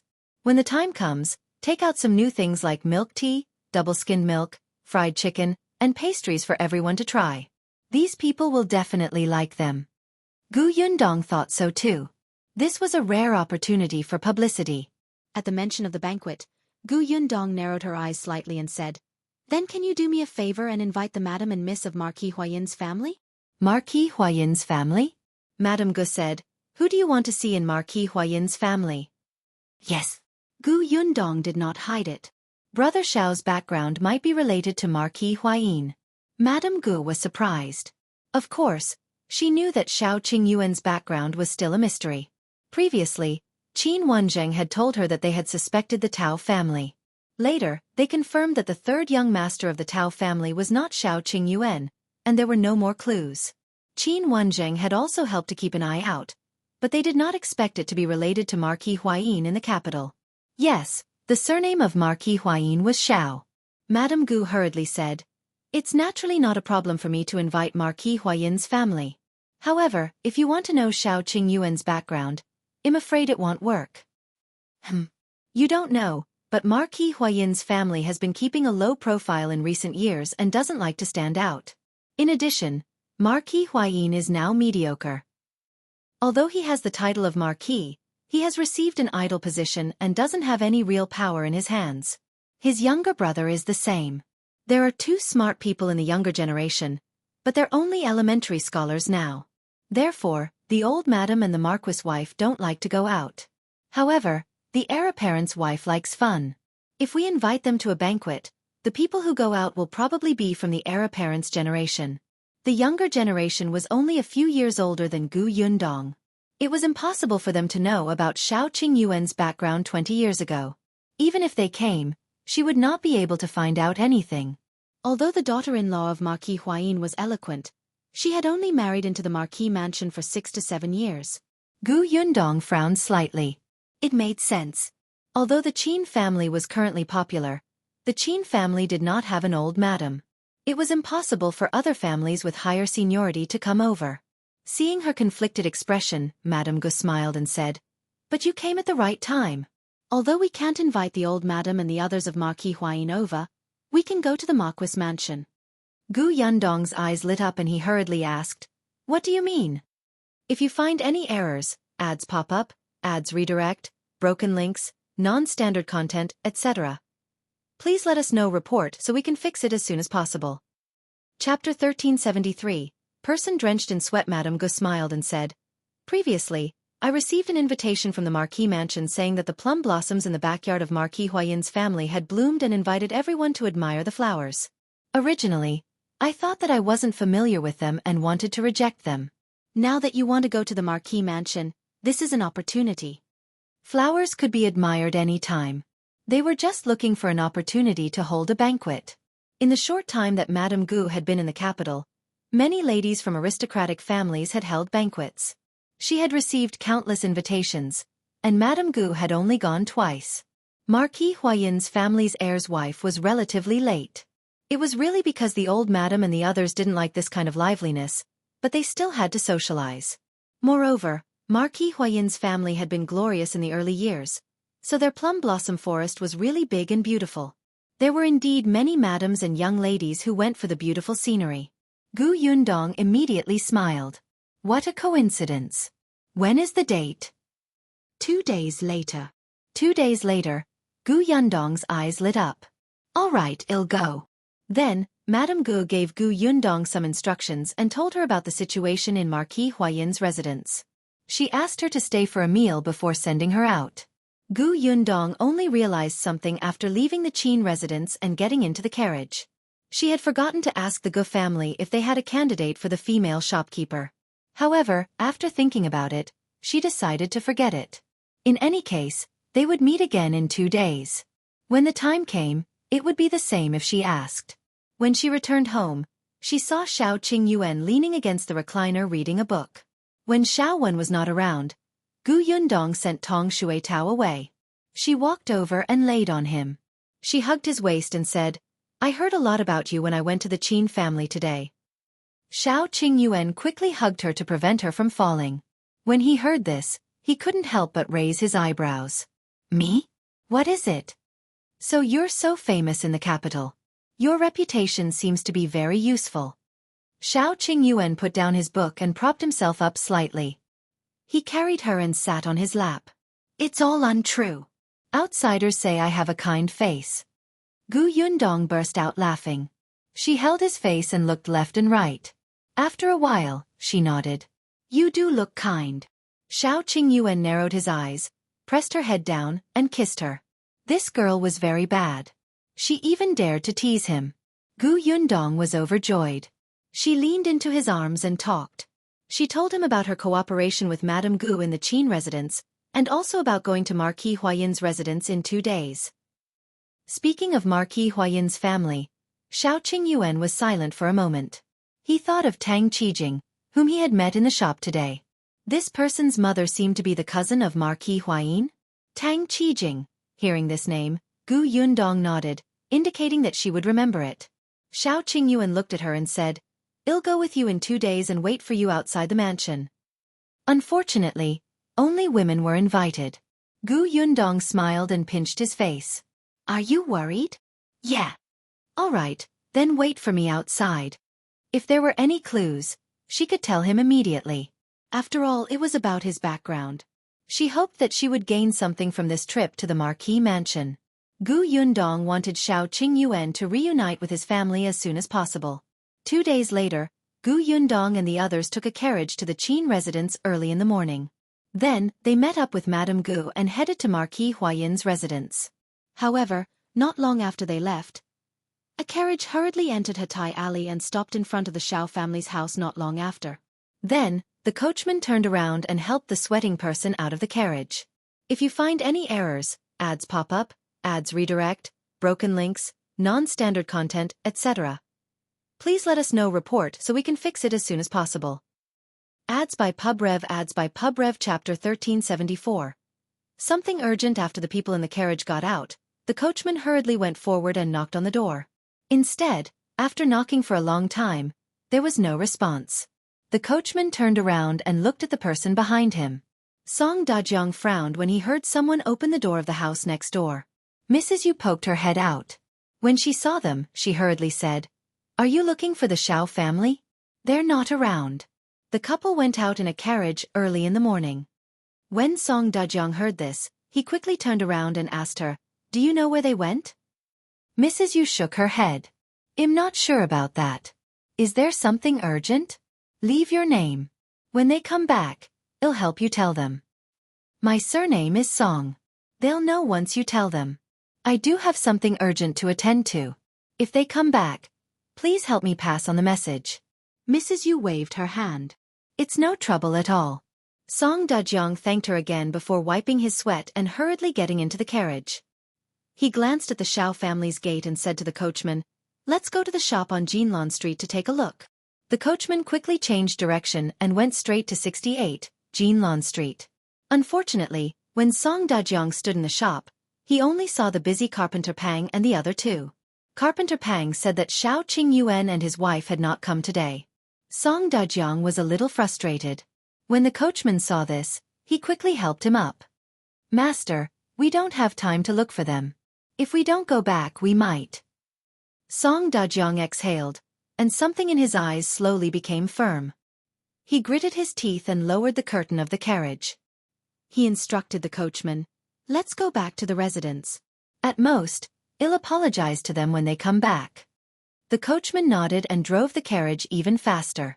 Soon, they returned to the Song family. At this moment, Shao Qingyuan and Gu Yundong had no idea that Song Dejiang was looking for them anxiously.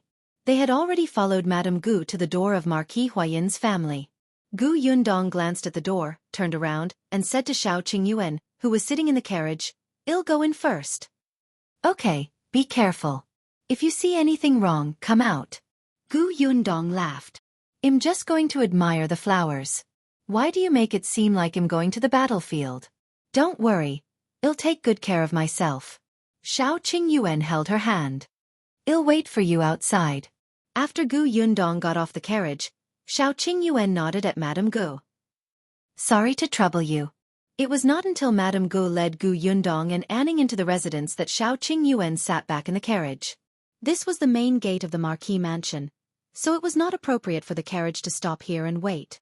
Shao Qingyuan looked around and realized that there were also some official residences near the Marquis mansion. There were no large tea houses or restaurants, but there was a tea shop at the entrance of an alley further away. Shao Qingyuan asked Shao when to pull the carriage away and sat down in the shop. Gu Yundong followed Madame Gu through the door and quietly looked up to assess the scenery in the Marquis mansion. As expected of the once prosperous Marquis Huayin's mansion, the mansion was even larger than the one the emperor had bestowed to Qin Wenzheng. Even though the current Marquis mansion was far inferior to the past, the scenery was still spectacular. The servant led them through the weeping flower door. Immediately, a person welcomed them with a smile. "Mrs. Qin, you're finally here. I was just saying that I should take a look at the door. Come, come, come. This way." As she spoke, she looked down at Qin Anning and said, "You must be Anning. You're so pretty and smart." Anning obediently paid her respects. Only then did Gu Yundong know that this was the wife of the heir of Marquis Huayin. If you find any errors, ads pop up, ads redirect, broken links, non-standard content, etc., please let us know report so we can fix it as soon as possible. Chapter 1375. Gu Yundong is inconspicuous. The heir's wife smiled and stood up. She looked at Gu Yundong with a puzzled expression. This is my niece. Her husband's surname is Shao. She heard that the plum blossoms in the Marquis mansion are a scene in our capital and insisted on coming over to take a look. I brought her here to meet her. I hope you won't take offense." Although Madame Gu was only a few years older than Gu Yundong, Qin Anning addressed Gu Yundong as elder sister, and Gu Yunshu was Qin Wenzheng's disciple, so the seniority could only be calculated like this. "Of course I welcome you. I like people. My husband's surname is Shao. Who knows, we might have been a family 500 years ago." Gu Yundong pursed her lips and smiled meaningfully. Wasn't that so? She had come exactly because they might be a family. She followed suit and bowed. Then the heir's wife led them inside. Before they got close, Gu Yundong saw a rose-red scenery in the distance. It was really beautiful, like a paradise. It was indeed a scene in the capital. The plum blossom forest in the Marquis Huayin's mansion was indeed beautiful. Gu Yundong could not help but hold her breath. Even Madame Gu was a little surprised. Seeing them like this, the heiress couldn't help but purse her lips and smile. "Let's go. Standing far away now is the best. Being in the plum forest is another feeling." That's right. The few of them continued walking. Soon, they heard low voices and laughter. It seemed that there were already many madams and young ladies in the plum forest. When they saw Madame Gu coming over, a few people immediately stood up to welcome her. After all, he was a popular person in front of the emperor. Even though there were many aristocratic families with statuses higher than Qin Wenzheng, they still smiled at Madame Gu and did not dare to underestimate her. Gu Yundong held Qin Anning's hand and stood quietly at the side. She listened to Madame Gu introduce her and then nodded slightly in greeting. However, there were too many people. Not long after, the smile on Gu Yundong's face could not hold on any longer. She was not the only one. Anning, who was beside her, could not help but shake Gu Yundong's hand a few times. After finally walking to the pavilion and sitting down, the heir's wife finally said, "Anning, do you want to go over there to play? The little girls are all over there. Do you want to join in the fun?" Actually, Qin Anning did not want to go. She felt that they were not on the same side. However, she was even more unwilling to stay here. Her mother and these madams and young ladies would definitely talk for a long time. She was too bored. In any case, it was fine as long as she left this place. She did not have to play with those people. Therefore, she nodded and looked at Madame Gu. Madame Gu glanced at Gu Yundong. She knew that she had a motive for entering the Marquis mansion. She could not sit here with her all the time. Hence, she said to Gu Yundong, "Yundong, help me keep an eye on her. She'll listen to you. Don't let her go wild." "All right." Gu Yundong nodded obediently and bade farewell to the other madams and ladies. She then held Qin Anning's hand and left. In the eyes of many madams, Gu Yundong was not eye-catching. This married woman was probably just using Qin Wenzheng to see the world. Without her around, these people felt more at ease. The maidservant quickly led Gu Yundong and Qin Anning to the other side of the forest. When they were almost there, Gu Yundong saw 7 or 8 young girls laughing and playing. They were probably all under the age of 10. Qin Anning was not willing to go over. She stood where she was and spoke to Gu Yundong. If you find any errors, ads pop up, ads redirect, broken links, non-standard content, etc., please let us know report so we can fix it as soon as possible. Ads by PubRev Chapter 1376. The apology isn't pure, however. The girls on the other side saw them. The people who were playing looked at each other.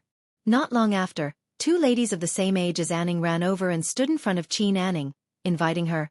Anning, are you coming with us to play? Qin Anning did not. She did not like these people. They liked to compare at such a young age. It was either that their parents doted on them or that they had learned the zither, chess, calligraphy, and painting. They were praised and rewarded. They even asked her if she was very knowledgeable. After all, her father was a young genius and had caused a sensation back then. Later on, when they found out that Anning was not as good as them, they all looked at her in a strange way. It was as if she had embarrassed her father just because she was not a talented girl. Therefore, the last time they met, they parted on bad terms.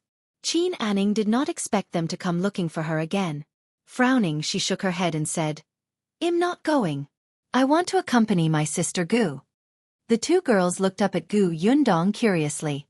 Then, they turned around to look at the other little girls and quickly said, "Anning, come with us. It was our fault last time. When we went back, we were scolded by our parents. We know our mistake and won't do it again." Startled, Qin Anning's heart softened at the sight of how guilty they looked. The young lady was not a calculative person to begin with. Since they had already apologized, it would be rude of her to continue harping on it. She immediately pursed her lips and said softly, Then I'll forgive you." Then, she looked up at Gu Yundong. Gu Yundong laughed. "You can go if you want. I'll be here admiring the flowers myself. Just call me if you need anything." Gu Yundong and Qin Anning had different thoughts. She knew that these people would condescend to come over and invite Anning because of her father. They said that they had been scolded by their parents last time. She guessed that their parents had asked them to build a good relationship with the young lady of the Qin family. The apology was not pure, and they did not really realize that they were wrong. But what did it matter? Anning was young. Deep down, she longed to play with other children. If she was restrained, Anning would never know the true thoughts of these young ladies in the capital. As Qin Wenzheng's daughter, the people she would come into contact with in the future were these people. She could not avoid them. Gu Yundong just watched from the side. Qin Anning quickly followed the 2 young ladies to their small circle. Gu Yundong had sharp eyes and noticed that there seemed to be a young lady in the center of them, who looked even younger than Anning. Thinking about it, this young lady was also a person of noble status. When Gu Yundong saw that they were speaking quickly, she separated her attention and sized up the people around her. Most of the people in this area were the maidservants of those girls. They basically stood far away. Some were alone, and some were gathered together to talk. The rest were the old maids in the marquee mansion. Gu Yundong's target was these people. She saw an old woman picking up the plum blossom branches that had been torn off the ground. She was probably afraid that the young masters here would accidentally step on them and fall. Gu Yundong narrowed her eyes and quietly reached into her sleeve. She took out the silver bracelet from her space and put it on her wrist. This silver bracelet was specially made after she heard the news from Liangzi in the Wanqing prefecture. If the marquee mansion was really Shao Qingyuan's house, then the elders of the marquee mansion should have seen this bracelet. If you find any errors, ads pop up, ads redirect, broken links, non-standard content, etc., please let us know report so we can fix it as soon as possible. Chapter 1377. Gu Yundong's little trick. Gu Yundong wore the bracelet and specially walked to the old woman's side. She bent down and picked up one of the broken branches. The hand with the silver bracelet stretched out in front of the old man. "For you." The old woman was stunned. She followed the bracelet's hand and looked up. Then she was shocked and said in fear, "I don't dare to trouble madam. I can do it." Gu Yundong stretched the bracelet in front of her again. "I'm fine. It's just a matter of convenience." Madam, just enjoy the flowers and tea. There are snacks in the pavilion over there. If you need anything else, feel free to tell me. Gu Yundong nodded. All right, I understand. Thank you. After saying that, she turned around and wanted to leave, but the bracelet slid down her wrist and fell to the ground. Seeing this, the old woman hurriedly picked up the bracelet and handed it to Gu Yundong. Madam, this is your bracelet. Gu Yundong turned around. Why did it fall off again? The buttons don't seem to be reliable anymore.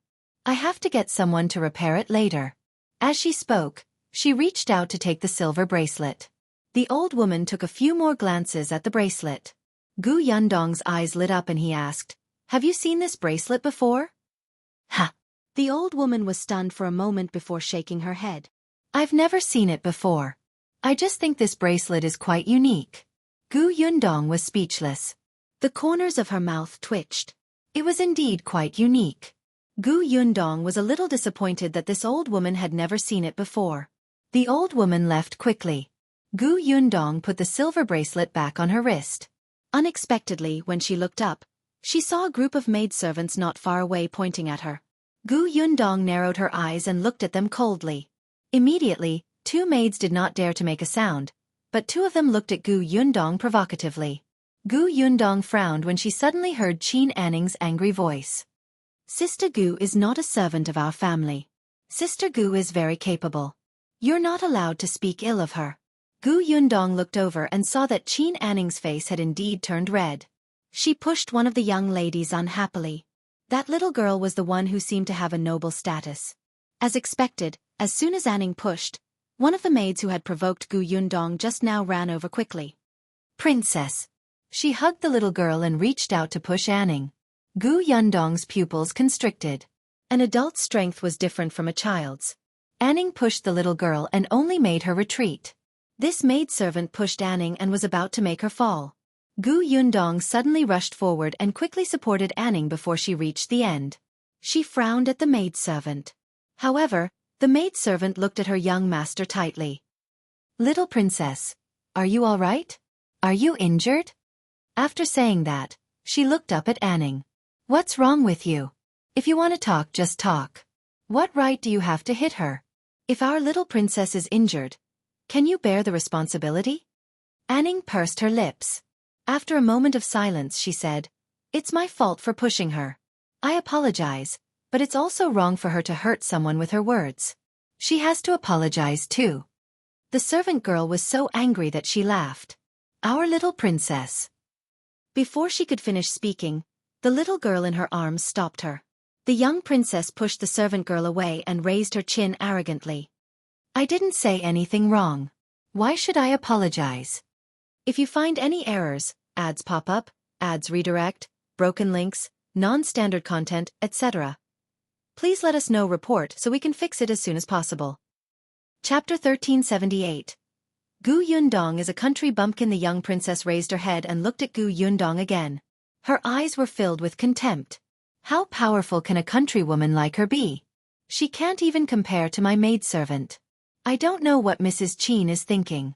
She actually brought such a bumpkin into the marquee mansion. How embarrassing. You! Qin Anning stomped her feet in anger. She's not a bumpkin. How is she not a bumpkin? Another young lady chimed in. Didn't you say just now? Her family is in that village. You even said that she brought you to the mountains and fields to catch cicadas with you. You even ate cicadas. Just thinking about it makes me feel disgusted. You also said that her younger brother didn't have the money to go to school in the past. Later, he finally started to learn with your father. I didn't mean that. Qin Anning looked at Gu Yundong anxiously. Yes, she was the one who said those words. However, she just wanted to tell these people that Sister Gu treated her very well and played with her. There were many interesting things in the village. It was clearly these people who asked her about her previous life in Fengkai County. Why did they say that Sister Gu was a bumpkin? Also, she just wanted to tell them that Yun Shu was very good at studying. He had only been in her father's school for a year, but he had already surpassed most of the students.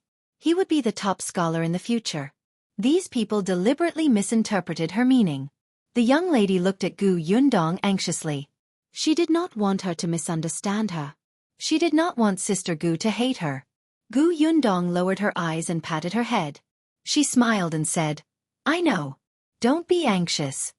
Anning's personality was a little like Madame Guess. Madame Gu was not good at arguing with others. Actually, this also meant that the mother and daughter were protected too well by Qin Wenzheng. Seeing that Gu Yundong did not misunderstand, Anning heaved a sigh of relief. When she looked up again, she faced the girls with her head held high. When the young princess saw this, she was immediately indignant. Especially a country bumpkin like Gu Yundong. She did not even look at her when she ran over, as if she looked down on her. She was extremely displeased. Pointing at Gu Yundong, she said, "Qin Anning even said that you're amazing. Do you know how to play the zither, chess, calligraphy, and painting? How many books have you read? Do you know how to write poems and settle accounts?" Gu Yundong raised her eyebrows. They thought these were impressive? Gu Yundong smiled. For some reason, the young princess in front of her felt a little terrified when she saw her smile. She was about to continue pressing when she heard Gu Yundong's cold voice. "You're asking me this? It means that you know everything, right?" The young princess snorted. "Of course. I've been studying since I was 3 years old. I know the zither, chess, calligraphy, and painting. I also know how to memorize poems and calculate accounts. I've also read a lot of books." She was 6 years old this year and had studied for 3 years. She thought that her results were not bad. After all, even the headmaster praised her for being smart. Gu Yundong nodded slightly. "You've read a lot of books?" She seized this point and asked, "If that's the case, do you know the most basic knowledge?" Of course. The young princess felt an inexplicable panic.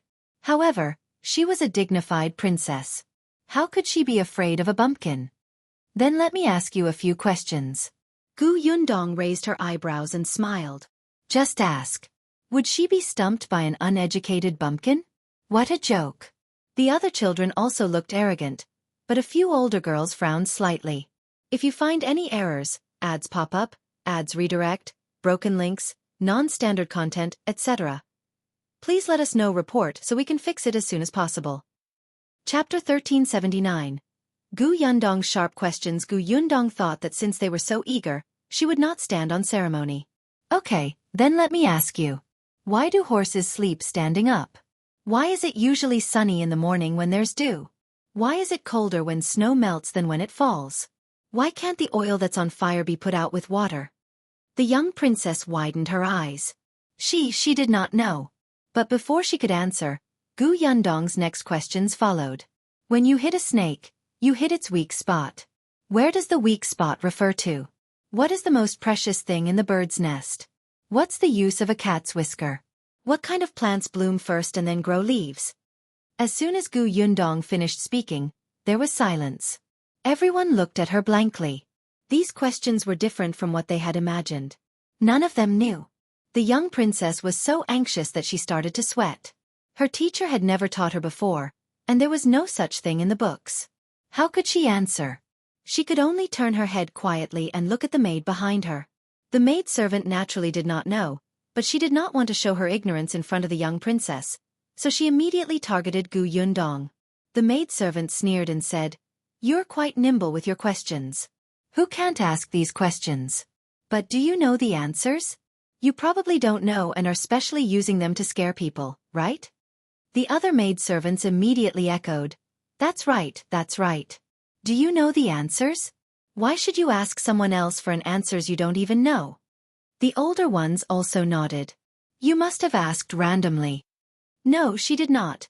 Qin Anning immediately defended Gu Yundong and retorted, "My sister Gu definitely knows. She's very powerful." When the young princess heard the support of the people around her, her guilty conscience immediately disappeared. She also looked at Gu Yundong. "Tell me the answers if you have the ability." "Okay." Gu Yundong raised her eyebrows and smiled. "Firstly, a horse has a big body and doesn't have sharp teeth or claws. If it lies down to sleep, once a ferocious beast attacks, it will be too late to defend or escape. Therefore, a horse has developed the habit of sleeping standing up to protect itself. Second, on a clear and cloudless night, the heat on the ground will dissipate quickly. the temperature in the field will decrease rapidly, and the ability to contain water vapor in the air will weaken. This way, the water vapor will condense on the grass, leaves, or rocks. Therefore, it's usually sunny in the morning when there's dew. 3. When the snow stops and the sky clears, there will be no clouds in the sky to block sunlight. The snow will begin to melt under the sunlight and absorb heat, so it will be colder when the snow melts. 4th, oil is lighter than water. When it burns, if you pour water into it, the water will immediately sink to the bottom of the oil. The oil will float up and flow out of the pot. Of course, the fire will burn brighter and brighter. It's best to immediately cover the pot to extinguish the oil pot fire. After Gu Yundong finished speaking, she looked at the girls in front of her who were blinking in shock. She suddenly felt that she was bullying them. She spoke faster. The 7 inches of a snake is the heart. The most precious bird's nest is the blood swallow. A cat's whisker is used to detect the width of the road. Plants like winter plums white jasper, and elm plums bloom first before growing leaves. Buying the shell and returning the pearl is a metaphor for people who only pay attention to the appearance of things and not their substance. She said the last sentence very meaningfully. As expected, the 2 older girls instantly understood what she meant and felt a little ashamed. If you find any errors, ads pop up, ads redirect, broken links, non-standard content, etc., please let us know report so we can fix it as soon as possible. Chapter 1380. Not the Lady Gu Yundong looked at the other young ladies, but she was so shocked by their sparkling eyes that she took a step back. What are you doing? You really know everything, the young princess said in disbelief. None of her teachers had ever told her that. Was this woman really a bumpkin? Standing at the side, Qin Anning puffed out her chest and said proudly, I told you long ago that my sister Gu is extremely capable, but you didn't believe me. Otherwise, if you have any questions, just ask my sister Gu and she'll be able to answer them. Gu Yundong was speechless. No, I am not. You were bragging too much. Seeing that the young princess had opened her mouth and was about to ask questions, Gu Yundong hurriedly wanted to stop her. Unexpectedly, a low laugh suddenly came from behind. Gu Yundong was stunned. She turned around and saw a few people suddenly walk out of the plum forest. The woman standing at the front looked to be in her 40s. She was slightly fat, but she looked kind. Behind her were 2 maidservants. Just as Gu Yundong was wondering who this person was, she heard the young ladies beside her say respectfully, Marquis Madam. Marquis Madam? Gu Yundong was stunned. Was this Marquis Huayin's wife? She stopped breathing and could not help but size her up. But then she frowned slightly. Back then, Liangzi had said that the couple carrying Shao Qingyuan were a beautiful couple who were tall. The marquise in front of her was a little plump and not very tall. However, one could still vaguely see her youthful beauty from her face. Was she the same person from back then? The lady was also sizing up Gu Yundong. She had actually come over earlier and was attracted by the young prince's voice. This flower appreciation banquet was organized by the heir's wife and the guests were all from the younger generation, and it was fine if she did not attend. However, as the wife of the head of the family, she should greet everyone when they arrived. However, she did not expect to hear the children arguing the moment she returned. The cause was the young woman in front of her. The lady wanted to go out, but she stopped when she heard this person's voice. Then, she heard the series of questions and answers. To be honest, it was really unexpected. The marquise thought that she had read a lot of books, but she could only answer a few of these questions. It was a very strange feeling. So this was how the knowledge that was closely related to them came about. The marquise became interested in Gu Yundong. No wonder Madame Gu brought her here. It seems that Madame Shao is also a well-read person. The marquise was the first to speak. Gu Yundong smiled. I just read some miscellaneous books. As she spoke, she raised her hand and brushed her hair, revealing the silver bracelet on her wrist. The silver bracelet was really eye-catching. As expected, the Marquis's gaze was fixed on it for 2 seconds. Gu Yundong observed her expression. Unfortunately, there was no fluctuation in her emotions. She could not help but feel a little disappointed.